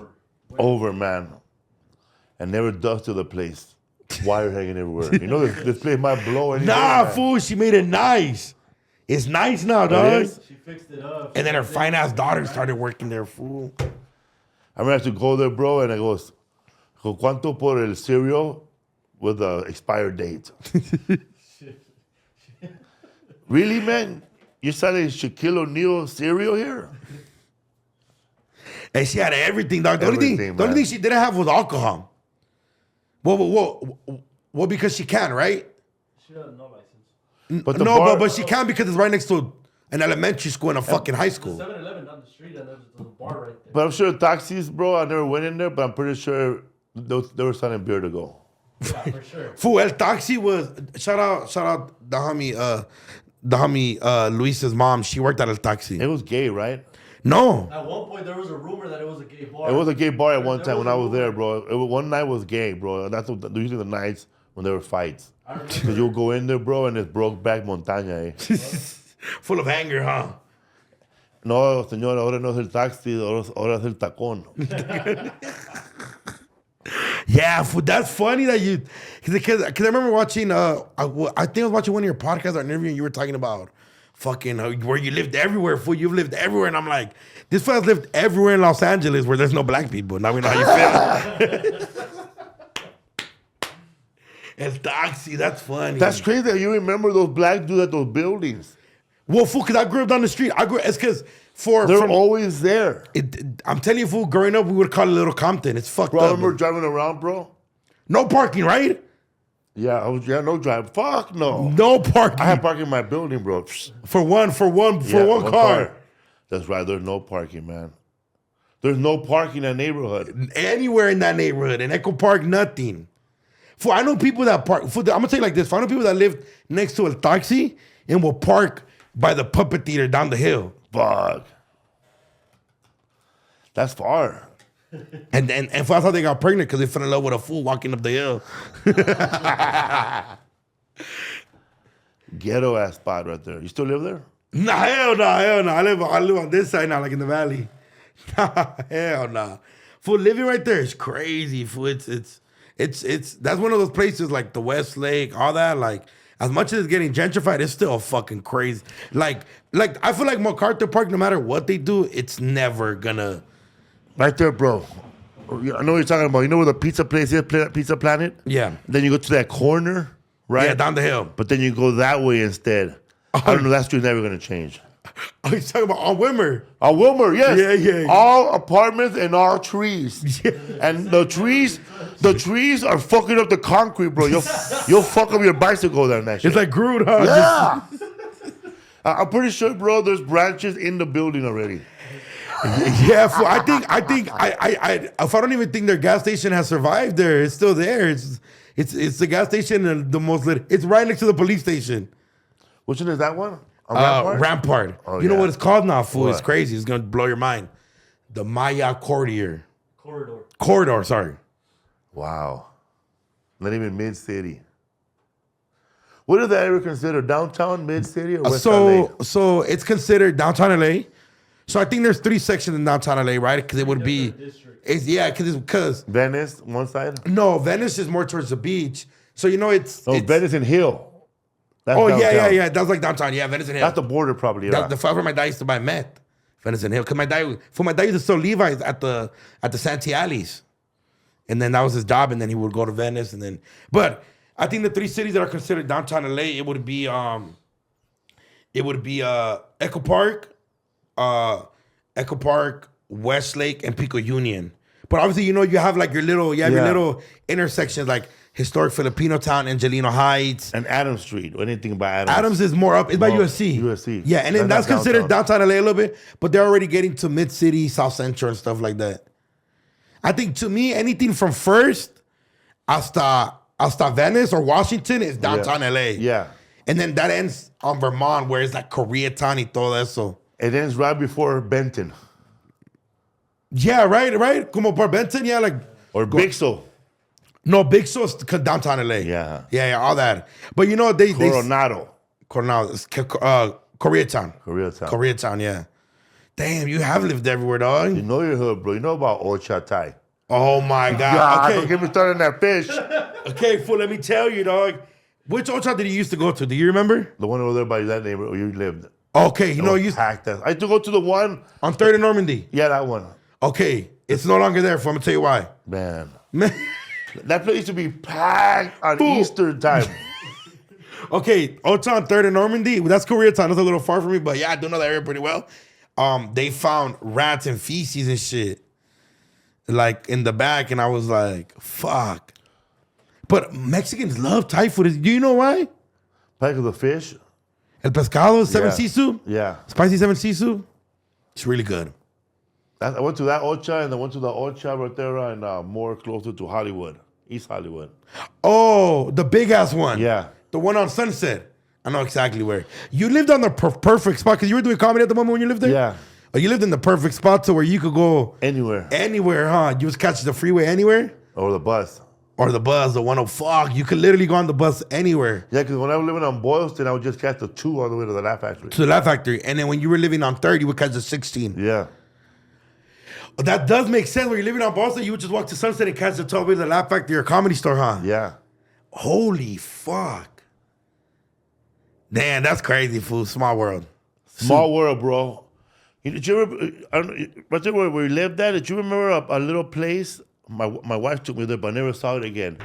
It was like one little section where a bunch of Japanese motherfuckers hang out. Okay, it's not Japanese, they're Filipinos. Are they? They look tall.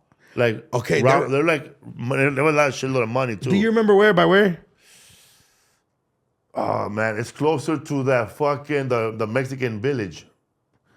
Mexican village. That's over there by that Ben 10 rental place, U-Haul, whatever it's called.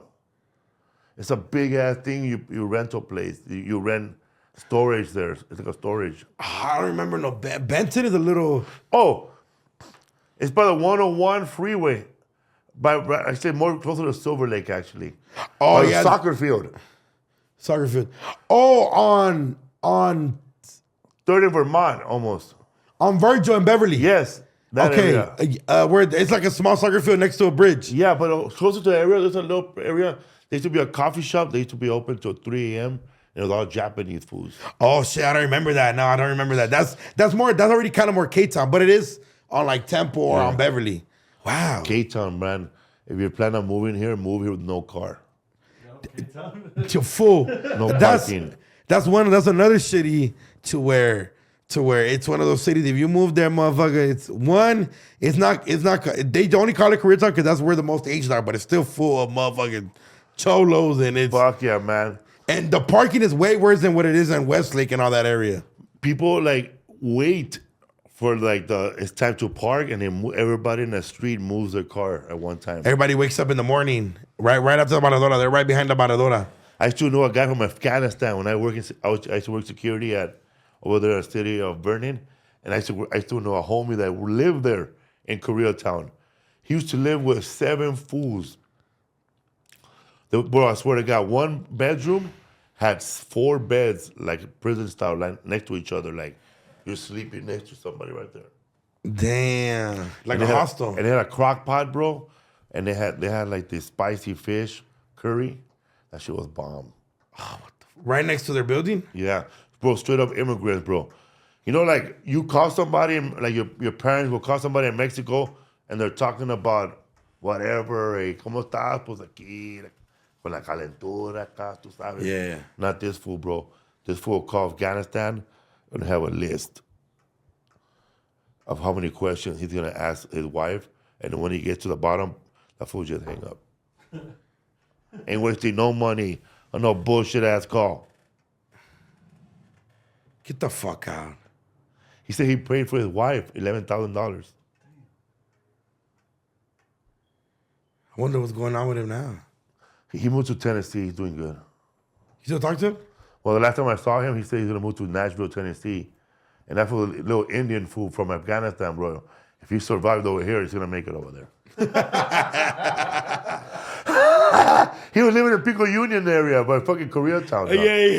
Yeah, if you survived here, Tennessee's a fucking breeze, buddy.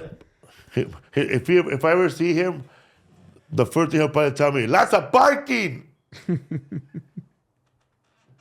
thought you were going to say he was a valet. I didn't know he worked at security. He was security too? Yeah. How the fuck he get that job? He filled out an application, bro, got everything right, and that's it, bro. Showed up with little black sandals and black socks. Y gracias a Allah, huh? He was supposed to wear work shoes, bro. He thought he'd be slick.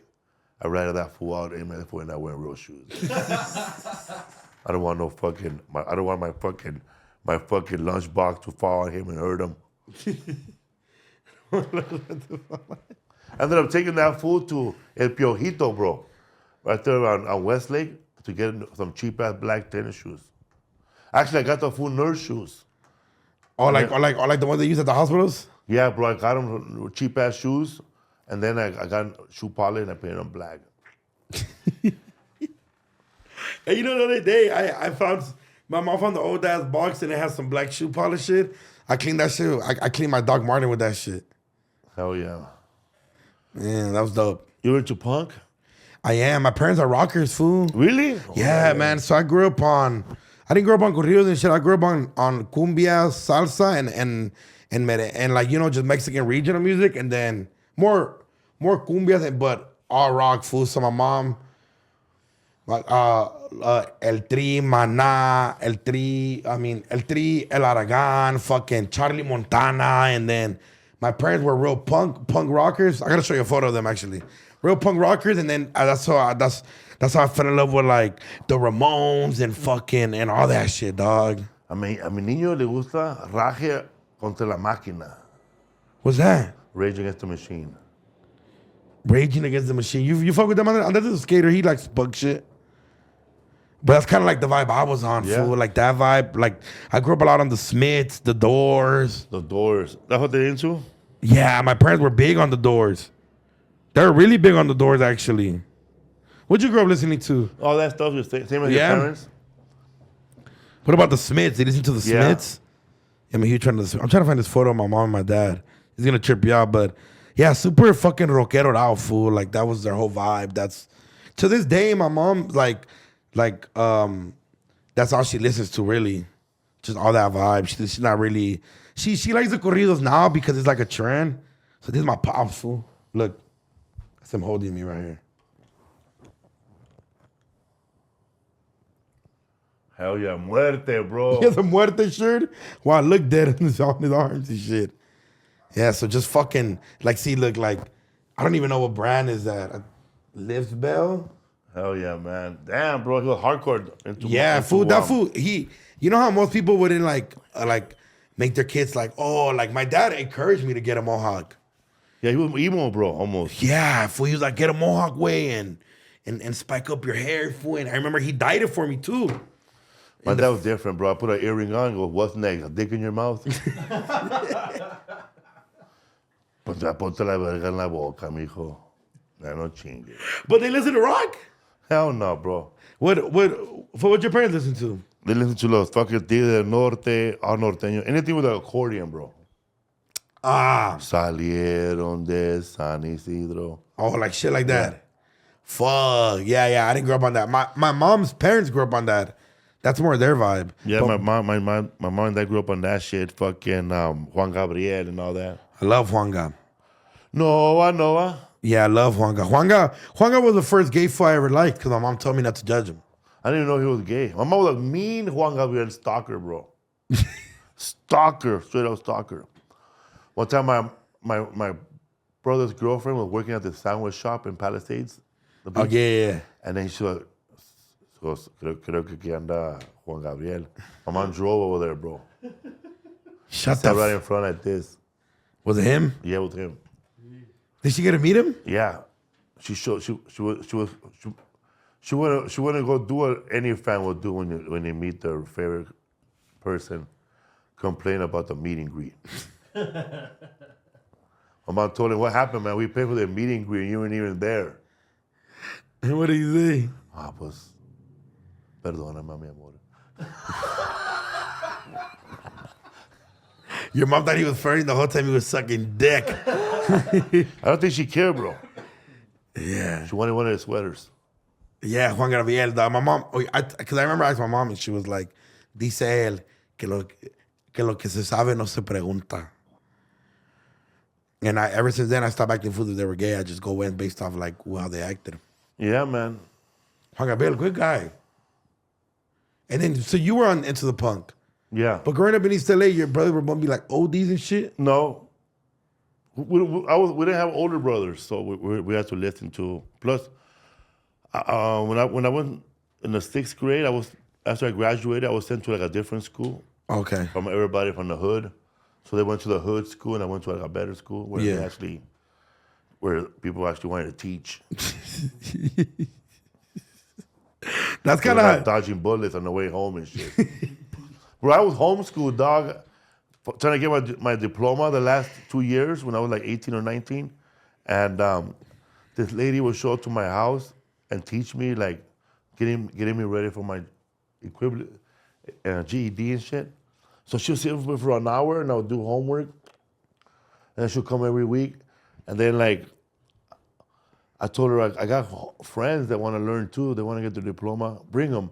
So I brought 3 more homies. They were paying me though, and Finessing the system.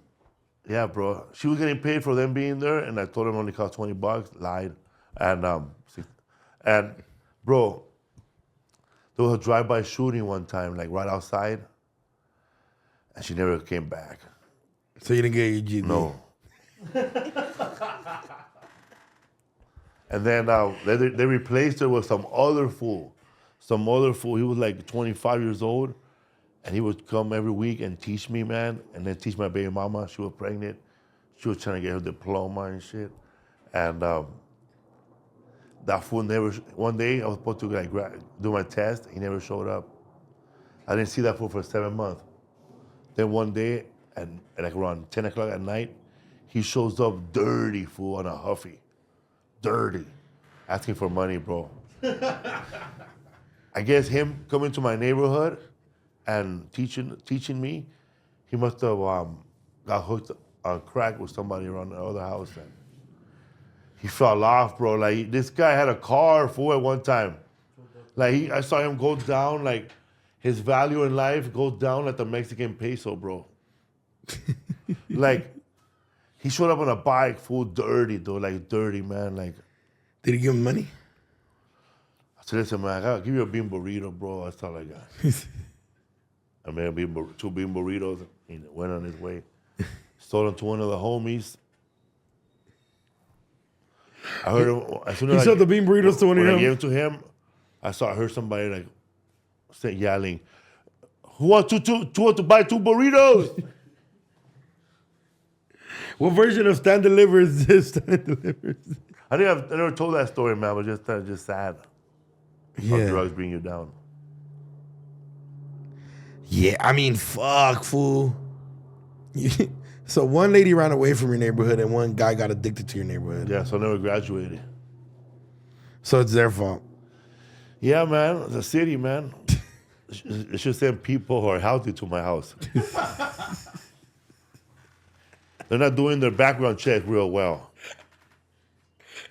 Neither the Catholic Church, Felipe. The white lady was all scared, pobrecita. Pobrecita. You're like, it's okay, just dug for 5 seconds. Is my car gonna be safe outside? Yeah. Maybe. Your car's safe. What day is the Greek Theater on this? Greek Theater, June 13, man. Check out my podcast, What's Up Fool Podcast. With ugly ass Martin Rizzo. Yes, and do you even binge podcast? It's a movie, television podcast with my wife, and History for Fools, where we talk about the history, about everything. We go on Audible and read half the book, and we go to the book and read the back of the page, and we talk about history. For real? I haven't seen that one. I'll be watching What's Up Fools.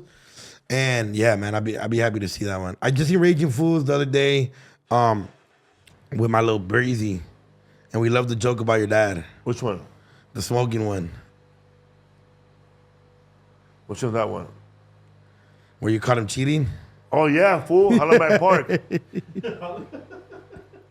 Fool, I caught that fool cheating again with Gabriel Iglesias. No, Gabriel Iglesias was with me, and so was Willie Barcena. We had done a show somewhere. Okay. This is not a joke. This is a real story. Real story. The 3 of us decided to go, like, we had To Hollenbeck Park and get drunk. We had $200 each from the show. So let's go waste it, bro, at the fucking casino. We get Chinese food and we'll play blackjack. So we drove an hour and a half to San Manuel, and we're just walking around, and Gabriel goes, "Hey, fool, that's your father right there? Was a woman that's not your mom?" And I say, "Yeah." I just say like this, "Yeah." Then we went to approach them, and that fool tried to lie, bro. "Es mi amiga. It's my friend." What'd you say? Then he changed the subject. He looked at Willie. "You still drinking, mijo?" And crying and breaking things. Like, just totally changed it on us. "Mijo, you gotta stop eating this shit. How about you, asshole?" Lying to me. And that lady wasn't even hot or nothing. All I could do was, "You could do better." She'll never be my stepmom. Pichi Chimuela right here. Tupperware Salad of the Year. So they had an Herbalife badge, bro. Come on. How's the relationship with your dad now? I'm an orphan now, bro. My mom died. Your mom and your dad died? Yeah, they died. They passed away. They passed away like. You're not a fucking orphan. Don't say it like that. Well, they're gone, right? I have nobody to tell me you're not gonna make it. I have nobody to tell me hugs are for fags, mijo, right? Don't you forget that. Si te abrazo es que me quieres culiar, mijo.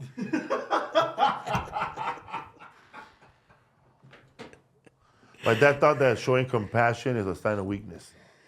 I feel it. You know what's crazy, fool? That I wish my dad cheated on my mom with a person, not with a piece of rock. That's what gets me more mad. My mom pussy's so whack that this fool want to go smoke mad dog. Something you gotta get away, man. We cannot all afford to go to Hawaii.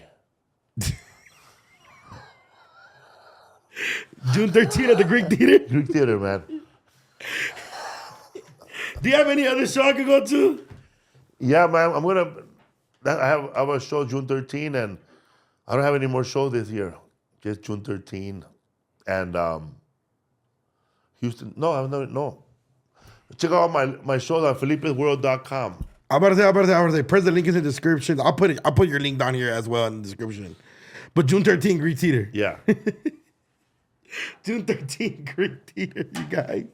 Felipe Esparza will be there. Go check out his Netflix special. Go check it out, man. Please. Please. If you see a party you like, cut it, man. Share it. Tag me. Facts. Go show love to the homie, man. Make sure you guys follow him. Subscribe to is the one that you do about books and movies, is that just on audio? No, it's on also on YouTube. On video too.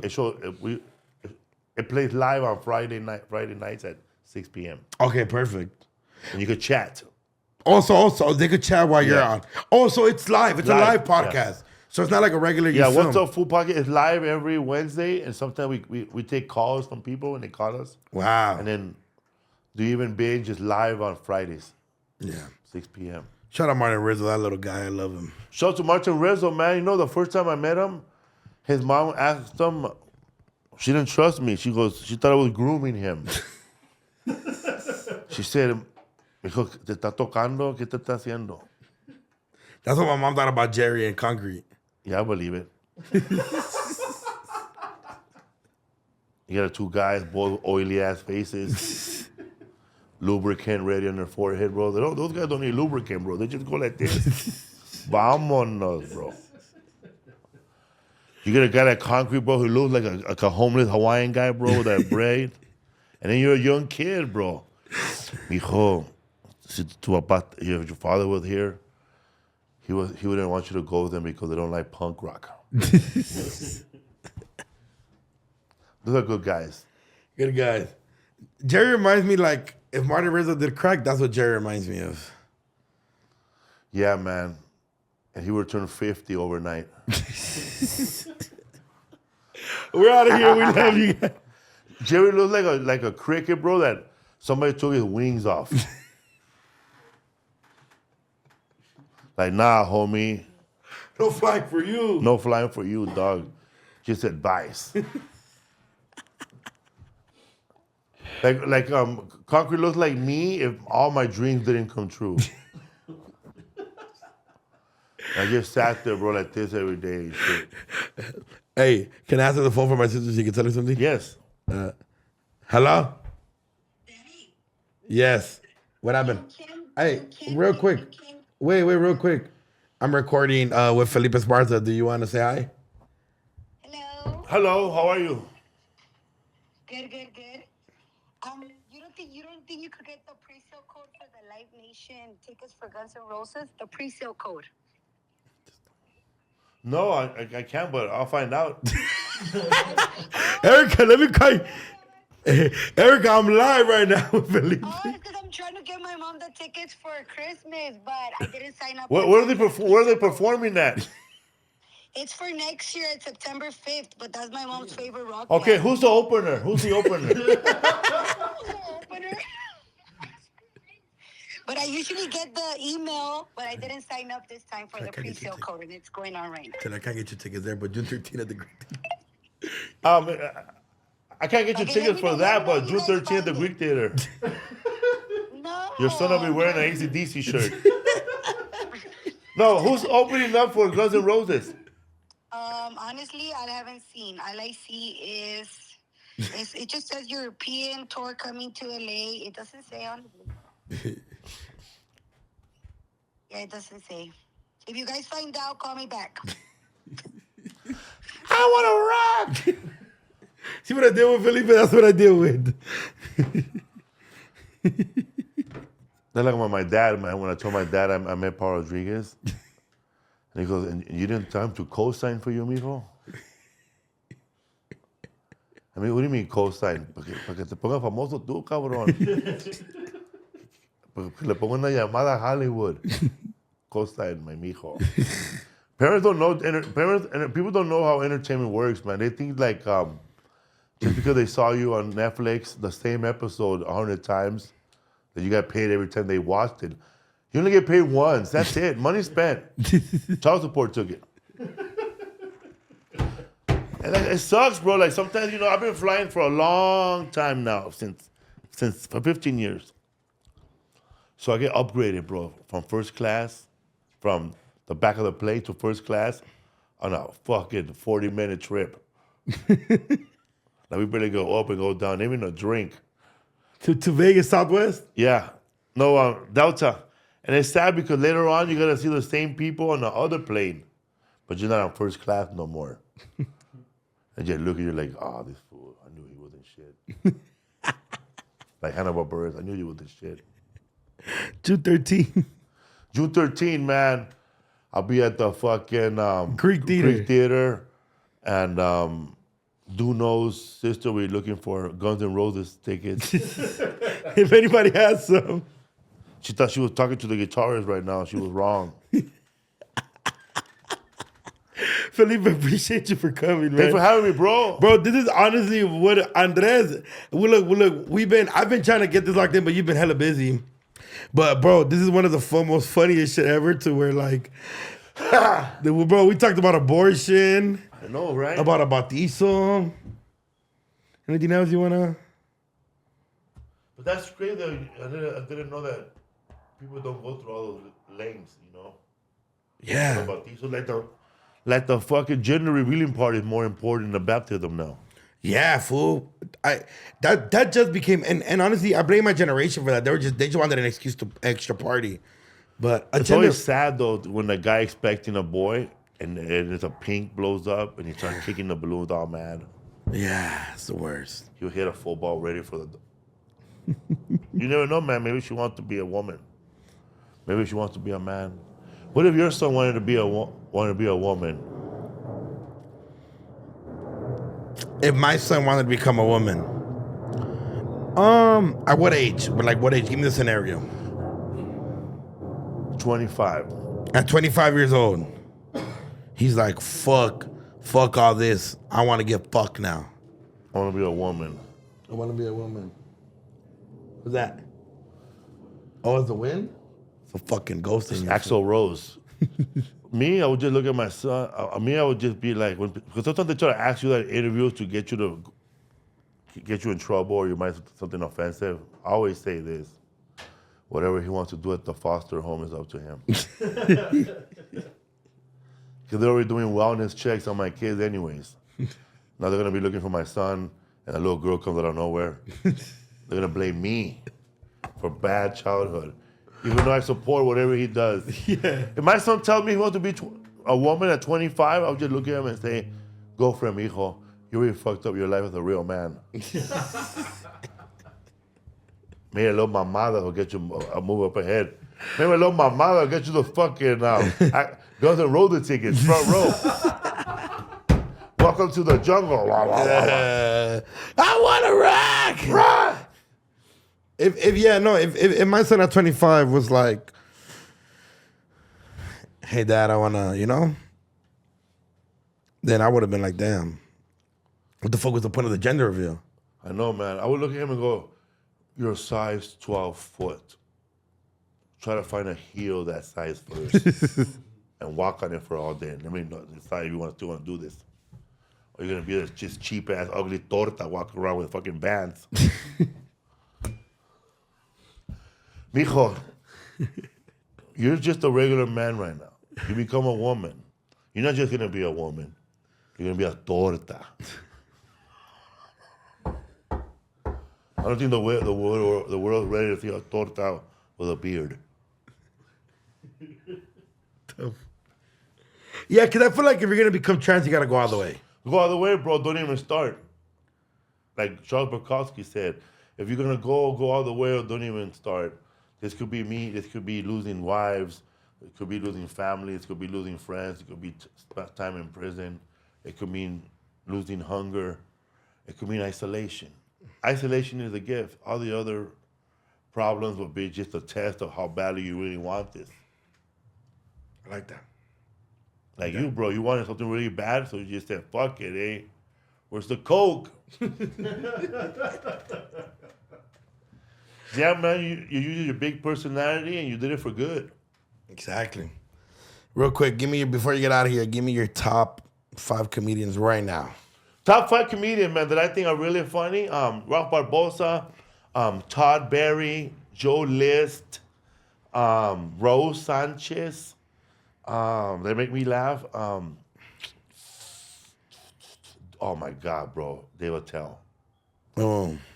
Greek Theater, June 13th. June 13, man. Don't forget, people. Please get those tickets, man. Get those tickets. How many seats is that? You don't even know, huh? I don't even know, man. 5,500, I guess. Oh. If you sneak in from the back. We love you guys. Thanks Thank for you. having me, man. Felipe, thank you for Thank you coming, very man. much, Thank young you for man. coming out. This is a great time. Y huevos. Felipe, real quick, who do you go for in Mexico soccer team? Mexican soccer league. You don't go for nobody? Oh, I go for the Tijuana team and Cruz Azul. Yeah! So my cousin used to play for Cruz Azul. My cousin. Hell yeah. He was a portero, man. Oscarín Perez. He was a backup portero for the famous one. The real Oscar Perez was they used to call him El Conejo. El Conejo, that's literally what I was going to say. Devil played in Andres is looking up. He's a huge soccer fan. I just go for Cruz Azul. You know, usually kids go for the team their dad goes for, but I don't have one. And my mom goes for Cruz Azul, so that's who I go for. So I go for that one, and I go for Crystal Palace, South London, man. The Premier League, Crystal Palace. Oh, I don't know. When I was a young boy, my father said to me, listen here, my boy, your CPFC. You know it from the noise. We are the London boys. Oh. Is that the kick him in the fucking head? I went to one game, bro. And you fell in love? They made me learn a song. Oh, okay. Well, we're out of here. And LAFC, too. You ever been to a game at LAFC? Yeah, well, we should go together. We should go together. Yeah, I have, though, man. Shout out my boy Rich. Rich. Rich? Yes. That's the dude. Yeah. Bro, I was chilling with fucking Home Alone dude last time. Mac McCullen. Oh, what'd you tell him? I said, what's up, Mac? He goes, thanks for calling me Mac. Oh, what do people usually call him, the Home Alone kid? Yeah. I met him on the Eric Andre show. Okay. He's a cool guy. Cool kid. Felipe's rich. Felipe Esparza. Home Alone 3. I don't think there could be. Nah, they just gotta leave it how it is. Yeah, man. They should have a Home Alone, bro, where a Mexican kid gets stuck at home alone by itself, and ICE is trying to break in. And it's just him and his grandmother, man, with traps everywhere, bro. ICE made my family disappear. Ah! What would be one of the traps? One of the traps, bro, it'll be like a sandwich bag, bro, full of farts, bro. Like the whole thing is full of farts, like one big weed volcano full of my farts. Like a big ass pedo? So when they come in there, bro, they just cut it. Wow. And then like aceite on the floor. Yeah, bro. That would be a bowl of menudo falling on them, bro. Steaming hot. Hell yeah, bro. June 13th, Greek Theater. Also, man, I'll trap them with a long distance phone call from Mexico, bro. Don't pick it up. Dile que no. Dile que ya no somos parientes. They got divorced. You're trapping with a contract of the new terreno owner. Los terrenos, bro. Los pinches acres. We out of here. We love ya. Love you.